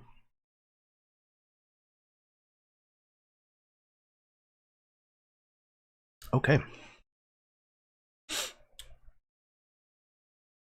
So, very, very quickly, word that there is going to be peace at last here in Angorshire begins to ripple out away from the castle itself through the gathered refugees that are kind of consolidated into the streets of Shining. And very quickly after that, preparations are underway for celebration. So, let me see, I think I have. Yep. Not necessarily celebratory, but this was kind of the conditions of the city before you headed out, or actually probably as you were riding back in even. A lot of people gathered here. It doesn't look like many of them have places to sleep. They're kind of gathered into every corner and alleyway, beneath every eave that they can find. And as I said, very quickly, the atmosphere of the city changes. And there are casks being tapped, and music is beginning to be heard throughout the city. People's voices are being raised in cheer, and you're kind of free to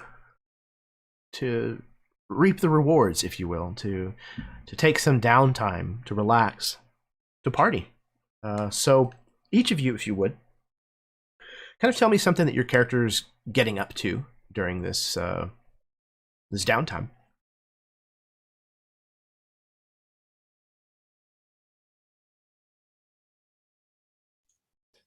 About how long is the span of downtime? However long you guys want to remain here in the city before you head back, or wherever it is you're going to be going next. Cool. Could be days. I think then, like, so John joins in with the celebrations. Like, I think he spends most of his time during the celebrations connecting with the warriors of the Gothesga and the Shannon brigades. And in the days after, he busies his staff with the task of getting this armor smelted down into some ingots that we can carry around a little more easily for the eventual sword. And then what he does with his time, and anybody's welcome to join him with this, but he's talking with the leadership of both the Gothesga and the Shannon Brigade, organizing them to be ready whenever the call comes.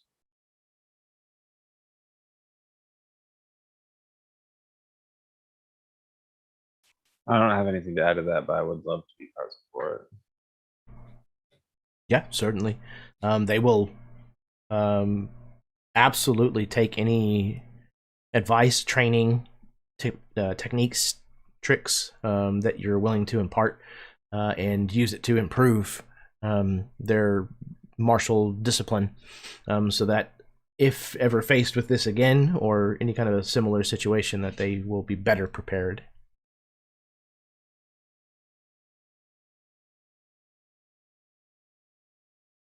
Anybody else?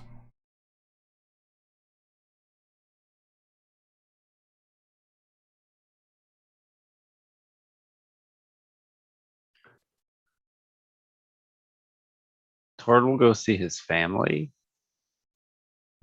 That makes sense. Okay. You return to your mother's house. Let's see. Where is... Uh-oh, hang on. Oh, I'll put her under this thing. Bilia? Is that her name? Ilya? Yeah, that's my mom. Yeah. Okay. Cool. There we go. Yep. Sweet. You return, and as you're kind of making your way up to the house that your mother lives in, you can hear the voices of several of your family members in conversation. As you walk in, it's pretty clear that everybody has been crying. That it's been kind of an emotional reunion so far. But there is still hope and joy present here. Your mother looks up to you as you walk in, and she stands up. You can see, even despite the fact that her eyes are somewhat tear-filled, that she wears pride. She crosses to you and doesn't say a word, but she throws you into an embrace. And she hugs you the way only a mother can hug her child. You have come back to me. I said I would, Mom.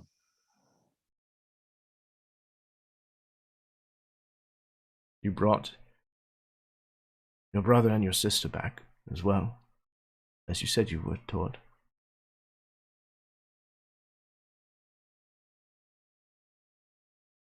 You have made me very proud, son.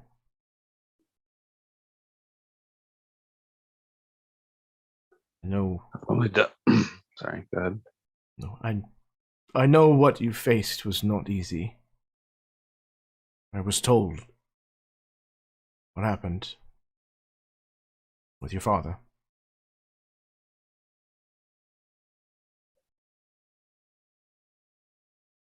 I'm sorry that you had to be the one to do such a thing, Todd. It's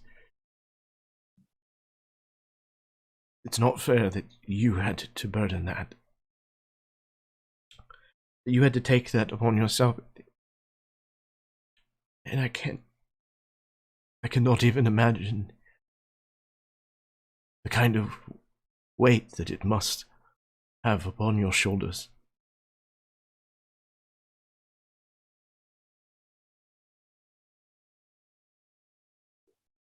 It is heavy. But it seems these days I carry the weight of the world on my shoulders. It's hard. But I carry on.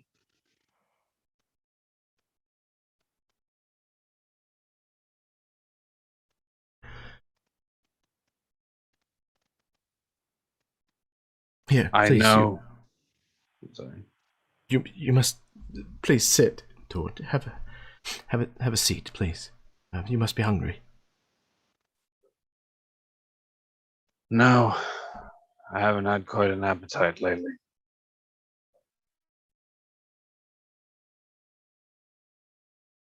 Do you have anything to drink?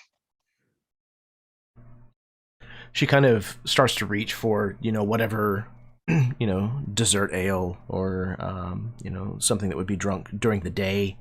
She says, sure, here, if you're thirsty. And she kind of stops and she looks. She kind of realizes more the meaning of what you're getting at.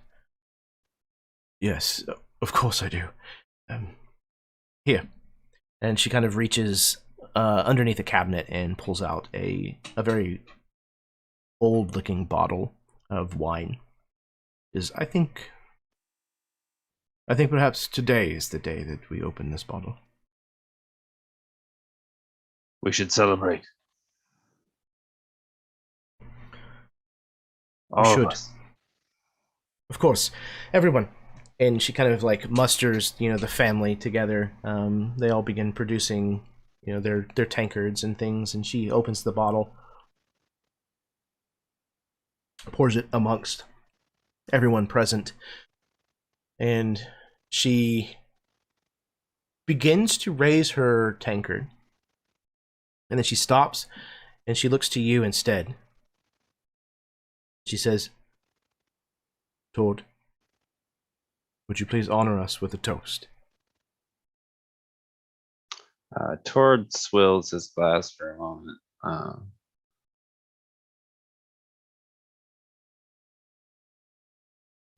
I've come to find that I talk so much these days. And I really just don't have anything to say. I miss my dad. So this one's for him. Your mother echoes, Forton. And everybody in the room repeats, Forton. And everyone drinks. After a moment of kind of quiet somberness, the conversation very quickly moves on to happier things.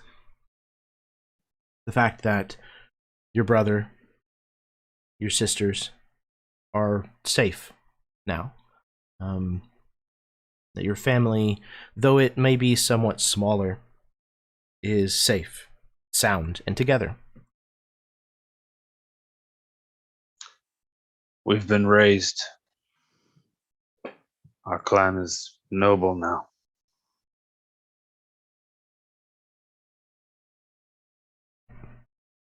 Your brother kind of stops. What do you mean? You mean noble? Noble? The Duchess has raised us for our service. Everyone in the room is kind of dumbstruck. They kind of look around to one another and look back and forth at you and to your mother. She kind of stares at you for a minute. Well, that's certainly unexpected. But, well, I suppose we chose a fine day to open this bottle. The rest of the room kind of breaks into laughter, and there's much merriment and happiness that follows. Besides that, Tord is super busy because I have to probably ride out and get these people that are coming, and I'm hanging out with Sir John because I'm trying to get advice on how to best go about. I have responsibilities.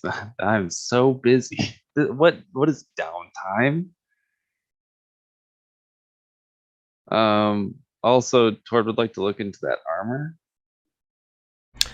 Definitely. Yep. And I would like to get a new shield requisition because mine, though we never, more narrative than anything. I really feel like if I was getting hit by a giant slab of steel like that multiple times, my shield would have been broken. So I'd like to purchase it. That's fair. That's absolutely fair. Yeah, I don't know what they typically are. Let me see. Yeah, I mean, they're in the book, they're 10 gold pieces. So I would imagine that you probably would have a hard time finding anybody in the city that is going to let you pay for that. Most of them are going to be insistent that it's simply repayment for what you have done for the city of Shinin, and they would be more than happy and honored to have you wielding their shield. So I think this shield will bear I think Tord has to get a sigil, a house crest for his family now. I don't know what that's gonna be yet. So I'll have to come up with that. Yeah, but, absolutely. That'll be on the shield once it's complete. Just as a suggestion to toss out there, there is nobody currently who is claiming the sigil of House Mirth. just as a, if you're looking for an idea. Yeah, I mean that's a pretty solid one for sure. But I want to think about it for sure. Absolutely, 100%. We can get with each other and figure that out. Cool. Maybe I'll have to get in touch with Rachel. There you go. Be awesome. But yeah, Tord's busy. Sorry, I'm long-winded this episode. Tord's got No. This is a Tord episode, 100%. Anybody else? What are you getting up to while the shindigs are happening? At one point, Ari is going to find Dane somewhere. He's polishing something, cleaning something. Dane's he's doing something.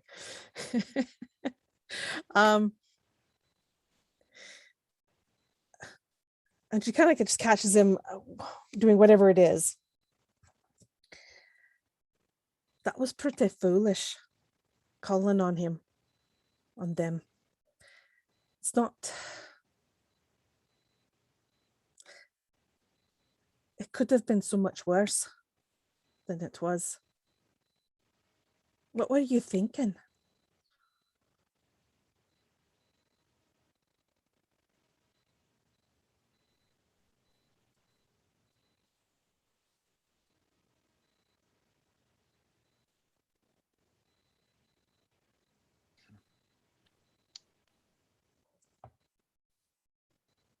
I was thinking that there was something that we needed to get done. And we needed to do it. No, we needed to do it. I don't know why you're calling on the Fae. Only the foolish do that, or the people who want to die. I thought better of you.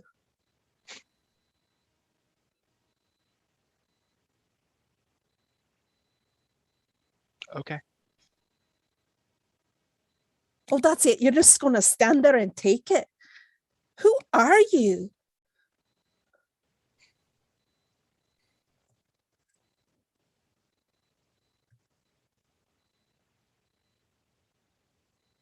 Where is your fire, boy? Where is it gone?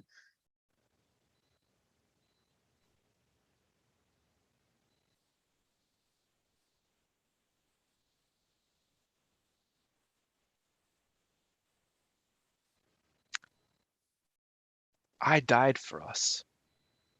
And you want to lecture me because you're afraid of the Fae. I don't want you to die again, boy. I failed you once. I'm not going to do it again. This is me telling you straight. No good can come with dealing with them.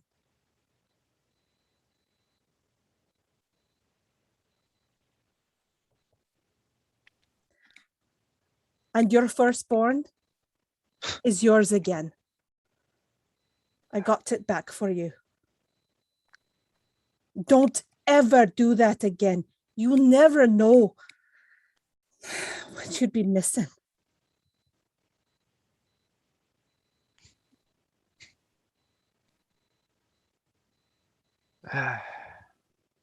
Ari, look at us. Look at the city. Look at what we've done. Look at what more we have to do. Look at me. You think I'm worried about a child I don't even have? You should be. That's a life. You're willing to give some poor innocent away. Yes, I will gladly trade any and every part of me for any and every one of you. Yes. You're willing to give someone else in your place instead. This is what I'm talking about, Dane. Yes. Your life is yours. You can't be signing away other people's lives. We do it every day.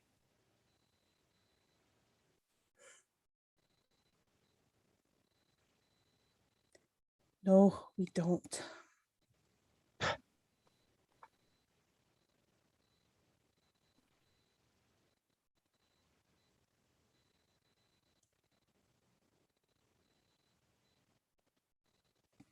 You know, we've each lost something doing this. I'm not dumb. Well, I'm not as dumb as most people think, or as naive.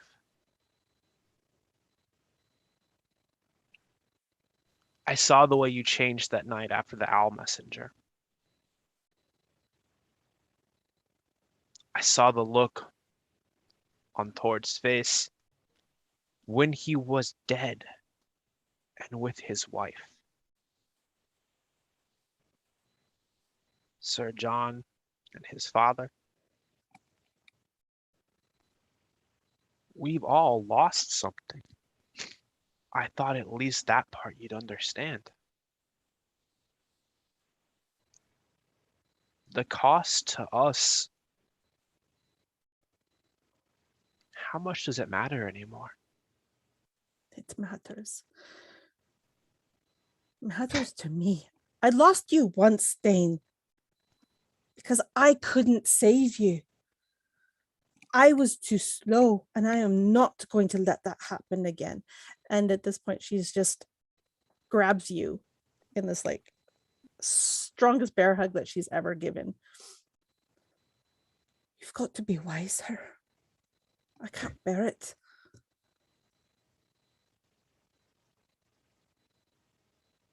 I did what I thought was necessary. And tomorrow, or the next day when we set out, I'll do what I think is necessary again.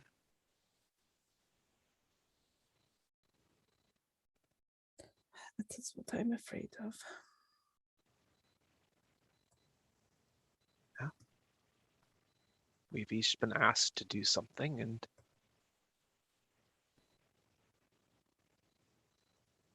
that's mine.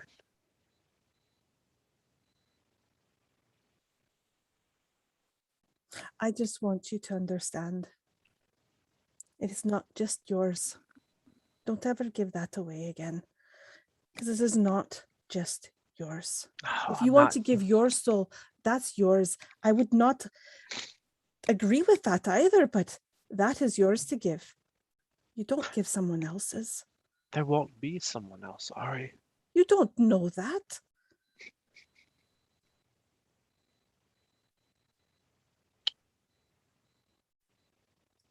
Would you, having been through what I've been through,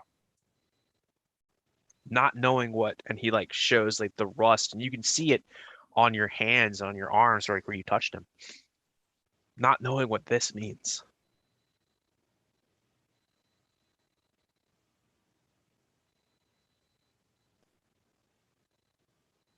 Would you ask somebody to love you? Would you risk what it meant for a child to be born like you? Oh, Dane. I won't. Things change. You know that. We've seen it happen time and time again. You never know what's going to be in the future.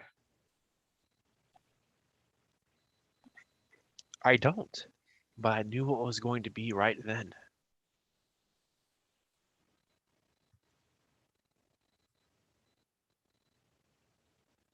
And maybe you're right. Maybe we didn't need him. But in a moment of panic, not all of us can run up a wall and backflip off and whirlwind kick everybody.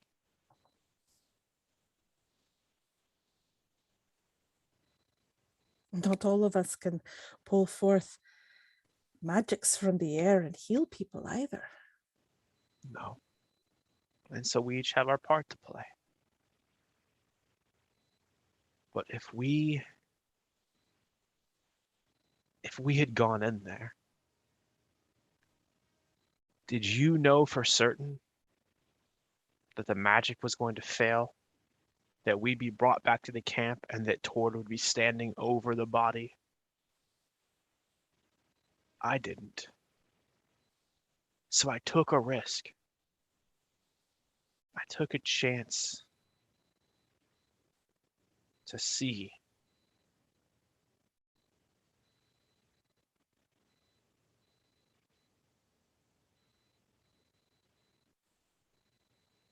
I'm not saying that it was the smart thing. It wasn't. Well, in the end, it didn't hurt us. We are lucky. Just promise me he won't do that again. I promise if we're ever in front of a tent that we're locked out of from a magical portal, that I will not summon a fey entity and offer it my child in exchange for entrance. She's just looking at you. Martin. Oh, I can't make promises about the future because I promised my sister everything would be okay, and now she's gone.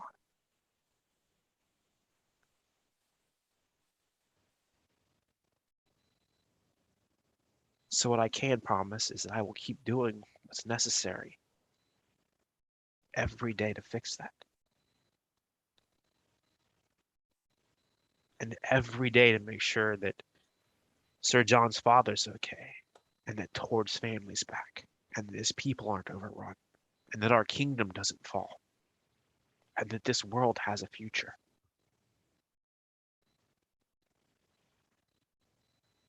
That is all I ask. But Oh, you need to be a part don't of ask it much. too. I'll do my best.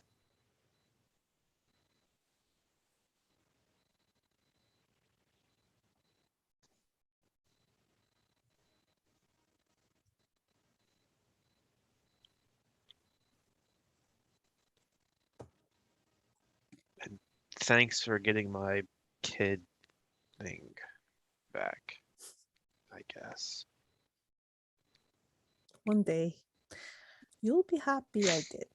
I don't think so, because I know I'm a pain in the ass, and Oh, you got that right. oh yeah. But you're a pain in the ass that I kind of like to have around.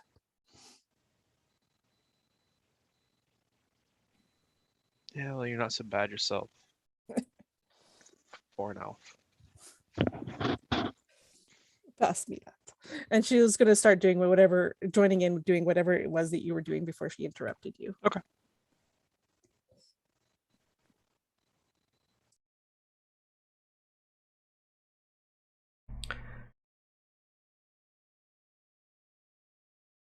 Is there anything else? No, I think other than that conversation, most of the downtime, Dane is probably out at the statue and the Okay. fountain Mhm. in town. There's something comforting about being near, a moving water source, even if it's just a fountain.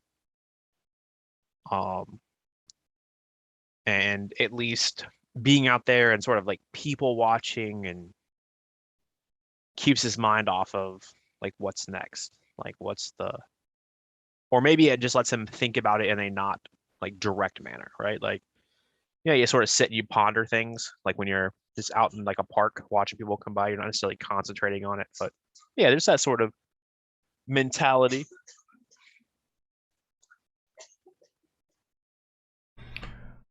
But other than that, nothing important. Okay. So the revelry continues throughout the city. People seem to be in high spirits. It's not necessarily the naivety of not realizing that there's a lot of work yet to be done. It's more of a release of the pressure of the uncertainty of the situation here in Anglershire. That having been lifted or released for the time being has thrown these people into a fervor of celebration. It probably gets out of hand and in more than one tavern across the city, but for the most part, it is simply people having a good time. The alcohol has flowed freely for days.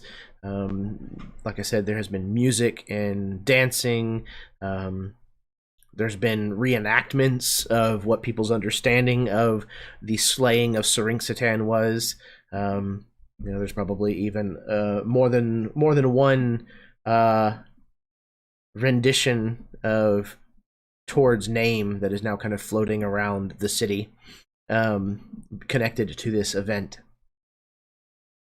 And maybe even a couple Angorian orcs that are somewhat masquerading or dressed up as some of the rest of you. You might even see an orc or two running by with some fashioned elven type ears as they're running and kicking off of walls and tumbling over things. One of them is walking around, in some form of handmade armor, kind of, you go that way, and you go that way, and this is the way that we should do things. And it's kind of cute. You are absolutely able to get the rest and the respite that all of you need. At some point, the five of you will end up together again for a meal or a drink at a tavern. And as you're all seated around the table, and the discussion inevitably turns to what is next. What is that conversation like? What's being tabled?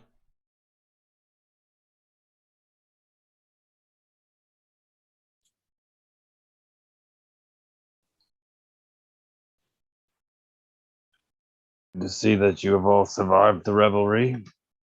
We can come together.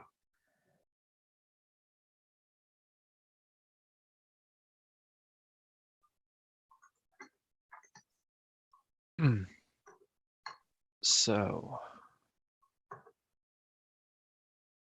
from here back to the kingdom. Sir John puts a few ingots of steel on the table. We had plenty of steel available to us, so I made 3 times as much as we'd need for a single sword, just in case.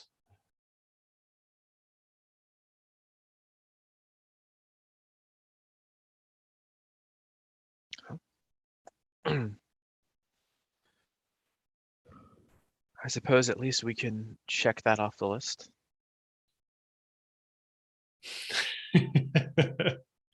Oh my god! Out of character. Sir John. Sir John. Oh my god.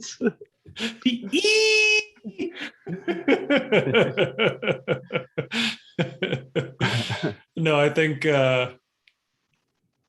Sir John does say something like, at long last, we still need wood given freely by a wounded friend, and we have to find some anvil under a mountain to forge it all. One of those seems clear to me, though I don't necessarily know where they'd be. The wood from a wounded friend? I don't know. That would be us.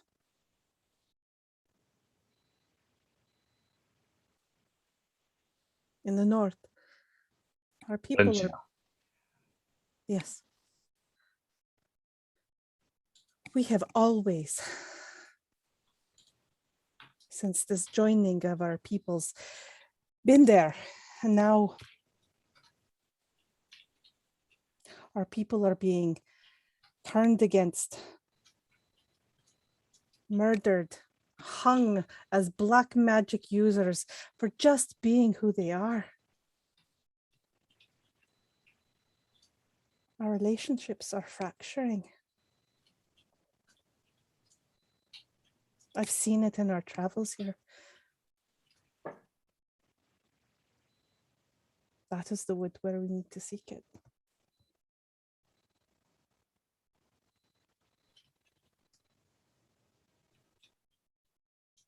We must be prepared for sickness. I hear the plague has been rampant in the north. I wonder if it's the same plague that was. Well, Can we have any doubt?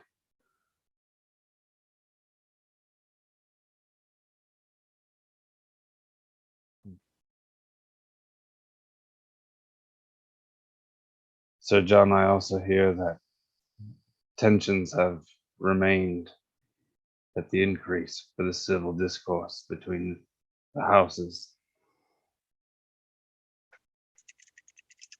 Yes, I think war is still brewing on the horizon. On that note, I have a plan.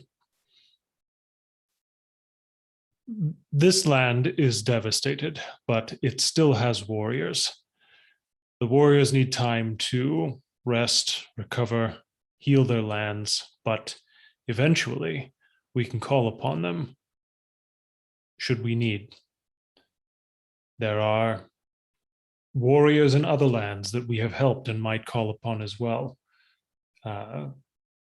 Ravenflot, Kerwall, Cavalon. I don't think we have enough yet. We need to continue to recruit more armies to our service. But we now have forces on both eastern and western fronts. The more we build this, the better off we stand whenever the sword is reforged and we learn what comes next.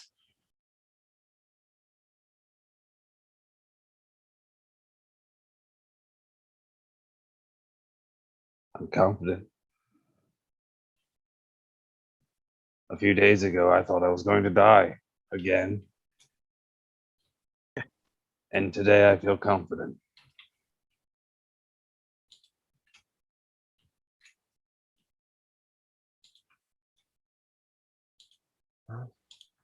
Dang. heading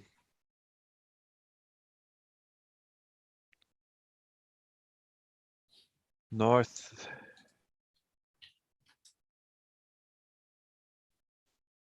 Makes the most sense. We can't forge a sword under any mountain if we don't have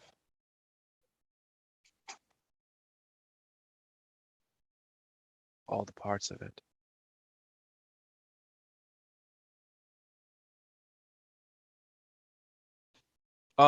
So geographically, is there a mountain that would stick out, or politically, is there a house that uses a mountain as its crest? So more the former Okay. than the latter. There is a Vykaril is situated on the continent known as Rausik. Let me get the map up real quick here. Okay. So this is kind of the totality of the Vykarilian kingdom itself. There's a little bit that's cut off here and there. You can see out kind of near the bottom right corner where it says the footprints of the gods. That is the steppes where the Thunderhoof originated from. So there is a dwarven city in Trallic, kind of also on the right side of the map, just outside of Moon Lake. That's decently well known. It's not traveled to very often because it is pretty arduous to get to, but it is a very large dwarven city, and it is inside of a mountain. So I would say that particular part of the quest clues, if you want to call them that, would certainly have you thinking kind of in that direction, because again, dwarves, they're very much known for Right. Yeah, making swords especially magical weaponry.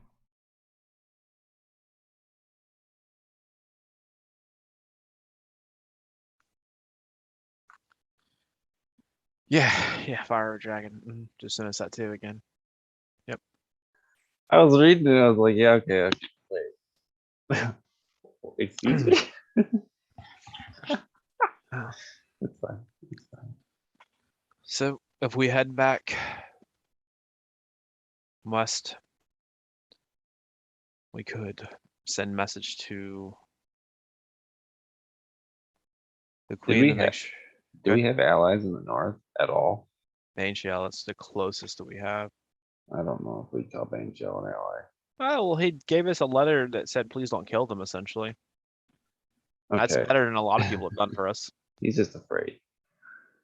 Um, we don't have a lot of allies because we might have stopped an execution and Yeah. Yeah. mhm, Yeah. there's a thing there. Um, So we just need to track her down that she escaped, drag her back there, let them kill her. And then all's right. forgot we didn't ever wrap that up, did we? Wait, who are we talking about there? The my plot thread from the beginning that was The one that we let go and then we got in a fight about and mhm. God, who remembers? it was only a few Oh, months Tord ago. remembers. Tord remembers. Pepperidge Farm remembers. It's fine. She's fine. And then I mean technically we have Ari's son and grandson that direction somewhere, unless they are actually the cause of the plague. I forgot. We did not please the druids beyond the wall. No. Oh, no, that's all. No. But Dang. but if we get some wood from them, I'm pretty sure we wounded them. So It's true. But are they friends? Yeah, I'm only trying to get wood from whoa. France.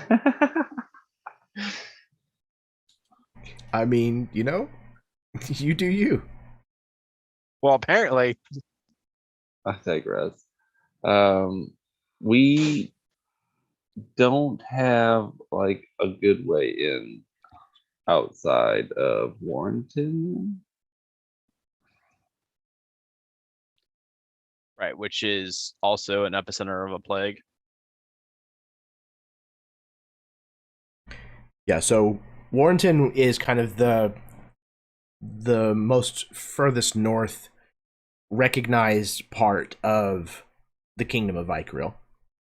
North of that, you run into Gendon's Wall, which is that series of like large standing stones, kind of in a long, like miles and miles long barrier.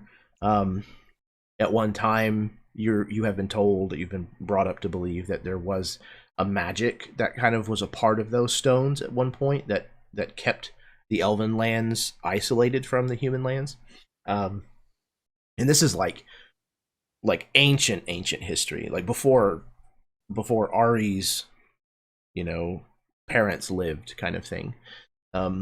So since then, they're kind of just these relics of standing stones that kind of form the hard, fast boundary of the northern reach of Vykaril. And beyond that is where you ran into the druids and had that little kerfuffle. And then beyond the druids is the actual like deep elven territory. It's all very old growth forest, and there's not a whole lot of it that's known about in the human kingdom. There's not a lot of it that has been mapped at all.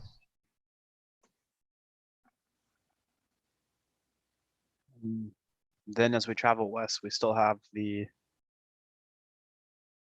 whatever the issue with the church and burning towns and killing women and my sister who decided to go missing.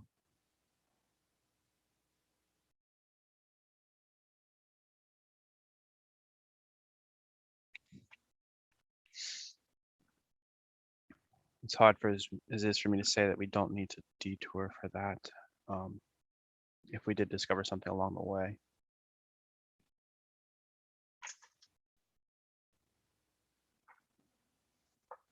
But I think heading back into the kingdom, trying to speak to the queen, or at least someone who can give us an idea of what's going on internally, and then making plans to head north is probably our best bet.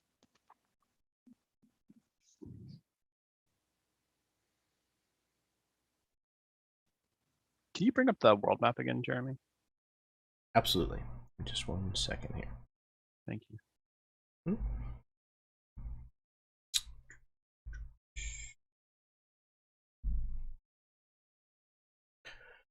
Yes, you guys are down here in Shanine, kind of at the bottom. You came along this road that stretches now back out to the west, and then you came south down this this strand of road that passes between Pipido and Blackbridge, back up to Malrich, which is the current kingdom of the or current capital of the kingdom, rather. And then the road that leads to Warrenton from there is not a road that you have actually traveled, at least not in the confines of this campaign, because when you left Warrenton, you did so by teleportation circle that took you all the way down to the southwest of Oxfeld, down here on the other side.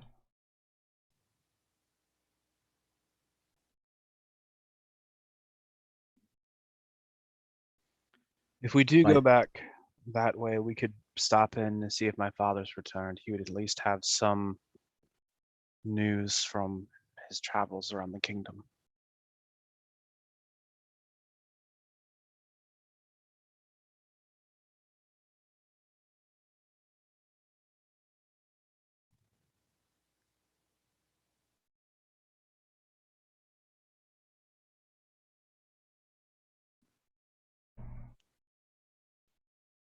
Okay, so So, oh, go ahead, Steve. west then, and then back towards Malrich, and then Warrenton, and then north.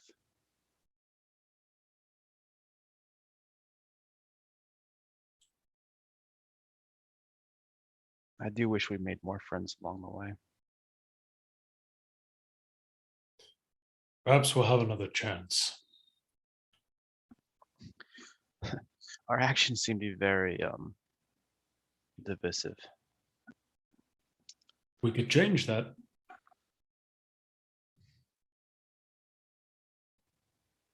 We can try.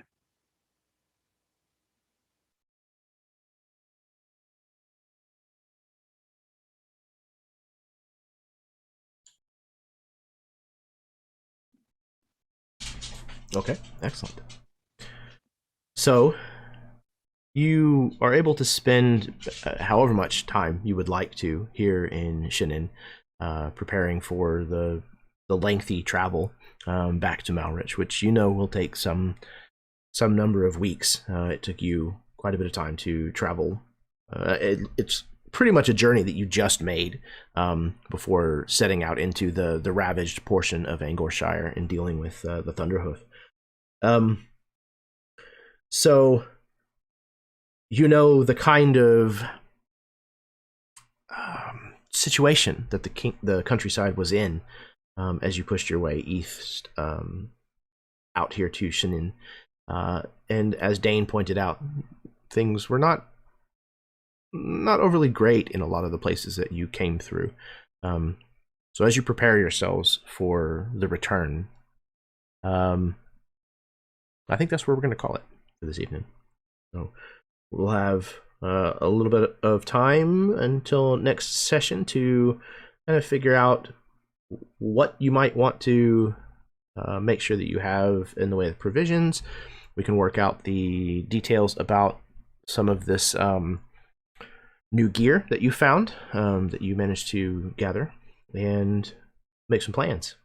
So, fantastic, everyone. This was a really wonderful follow-up to last session, which was incredibly intense and very combat heavy. This was a nice kind of antithesis of that. It was really some really good role playing and some development as to the aftermath of what has been a milestone moment in the campaign, without a doubt. So thank you all very much for bringing your A game, as always. I want to pass things over to you guys so that you can say anything that you would like to say in closing, and then we will call it an evening. So we'll start, we'll go in reverse order and start with Baron. Hey guys, I'm Baron. I play Masaka. I'm ready to segue into someone else's story because I have been like super anxious going into all these episodes that like something's gonna happen to my character or someone that my character cares about, and that's still gonna happen, but less. And I'm ready for that. Super happy to be here as always. Don't have anything to plug, but as ever, if you hang out here, you're in one of the better places on the internet. So, thanks for having me. Thank you, Baron. I appreciate that very, very much, man. Yeah, it's actually been really fun. Kind of taking a dive into Tord's background, his backstory, his family, the kind of things that drove him to be the kind of character that he's shaping up to be. It's awesome. We've been playing these characters for so long that the amount of growth that we've been able to see in the individual characters has been well, it's just been very, very rewarding for me as a dungeon master, and I can't wait because it's not over with yet.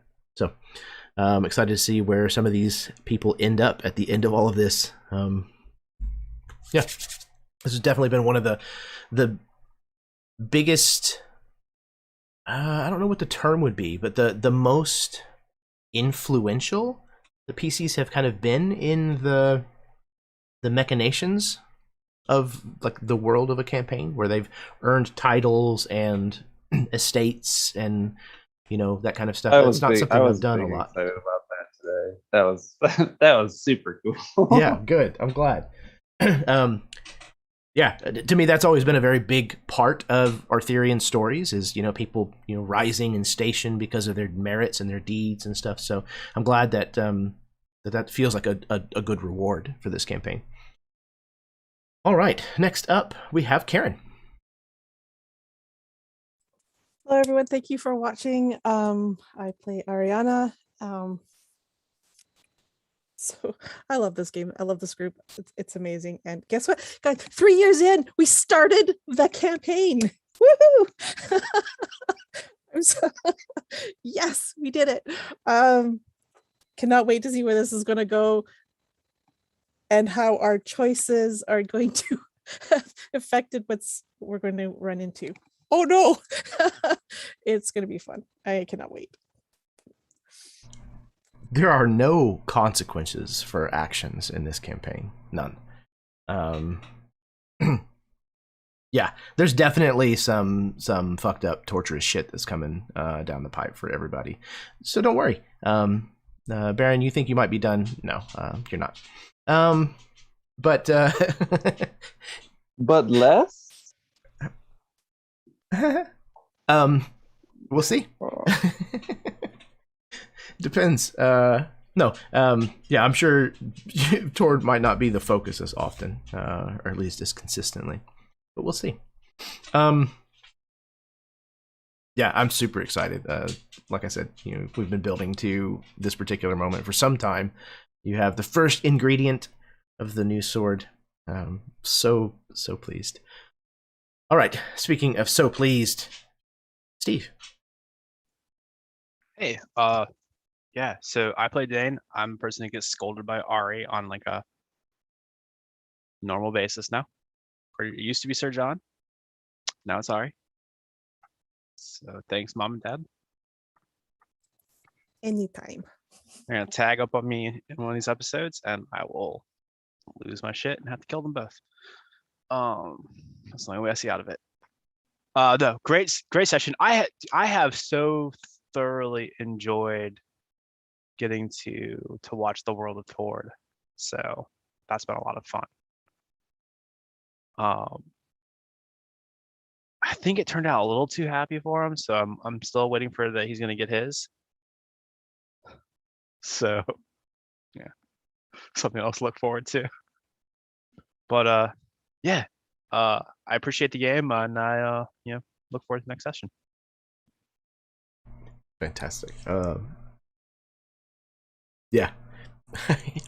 I really wanted to make Angorshire in the way that the Angorian orcs did things, to have a reminiscent feel, so that it still feels like they are part of the same rules and politics and part of the same world and setting.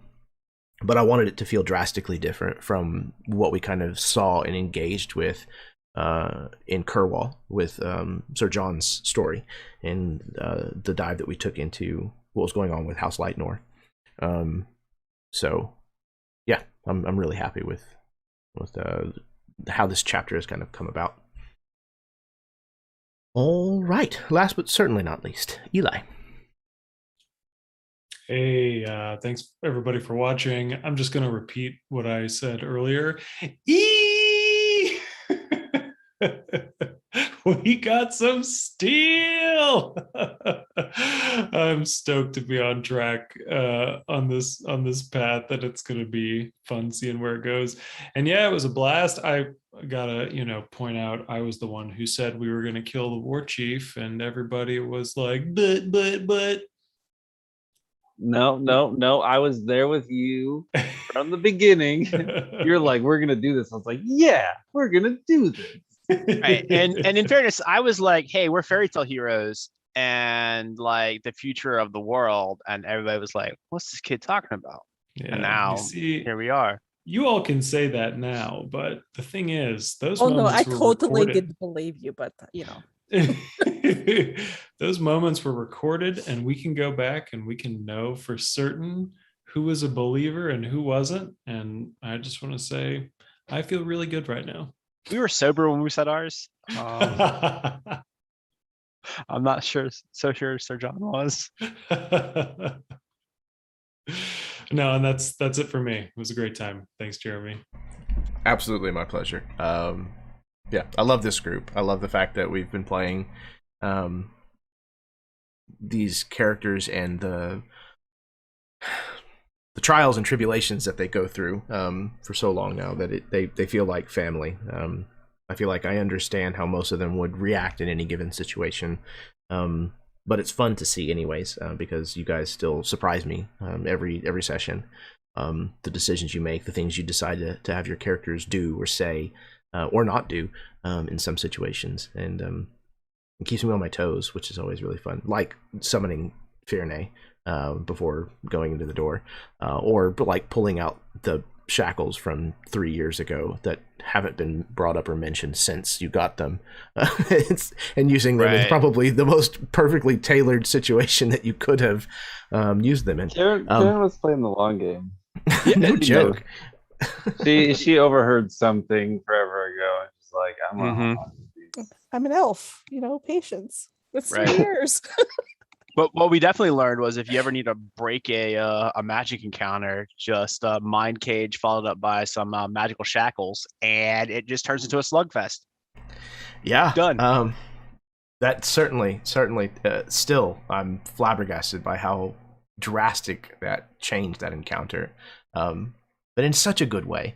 I don't lament the fact that she didn't really get to do anything at all. For one, like, you guys already fought her, so I got to showcase what she could do and stuff.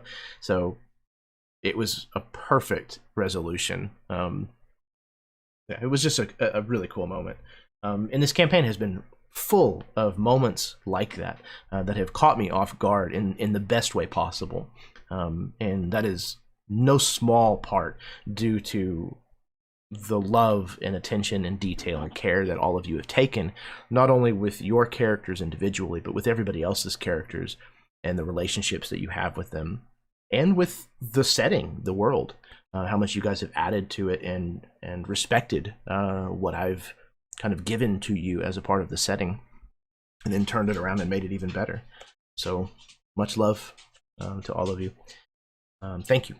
And to everyone who tuned in this evening, thank you as well. Whether you watched live with us or whether you watched at some point down the road, it means a ton to me.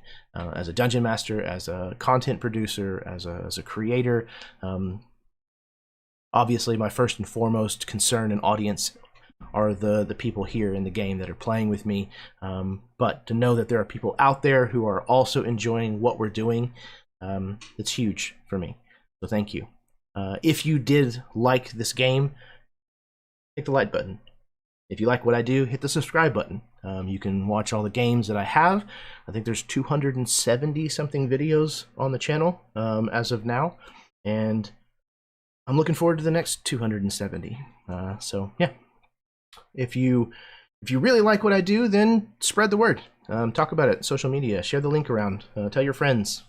Thank you very much once again to Rachel Ayers and to Augusto. Is that right? Augusto? Mm-hmm. Excellent. For the fantastic art that they have lent. Their artistry has made this game better than it would have been otherwise. So lots of love. All right, everybody. I think that's about it for me. I'm done rambling. And I think we're going to do a quick outro plug though, because you have a Halloween game You have a Halloween game coming up that actually involves like 3 people in here. That's right now, true. so. That's true. Okay, so yeah, the future for what's coming for the Erasmus Expeditions. This Wednesday, I have a Caldera one-shot called Ghost Town that was rescheduled from last month when we weren't able to play. It will be happening on Wednesday evening. That should be fun. Let's see. Next week, Wednesday, is episode 2 of the other campaign that I'm running here on the channel called Evermore La Masquerade. Also very excited for that. And then next Friday, so it'll be the Friday right before Halloween. I think it's the 29th. Consult a calendar. Don't take my word for that. Is the Halloween game that Steve has mentioned. It is going to be called Fear Street Scooby-Doo. It is what is going to happen if the Scooby-Doo gang finds themselves in a slasher horror film. We're going to be using the Scream system, which is designed to play kind of slasher horror games and is a lot of fun. So yeah, I'm looking forward to that.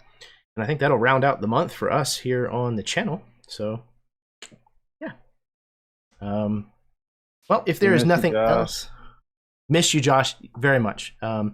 I hope that you're not working too hard. But hopefully we can see you soon in the next one, and we love you. Until next time, everybody, your dice roll high, and your snacks always be within reach.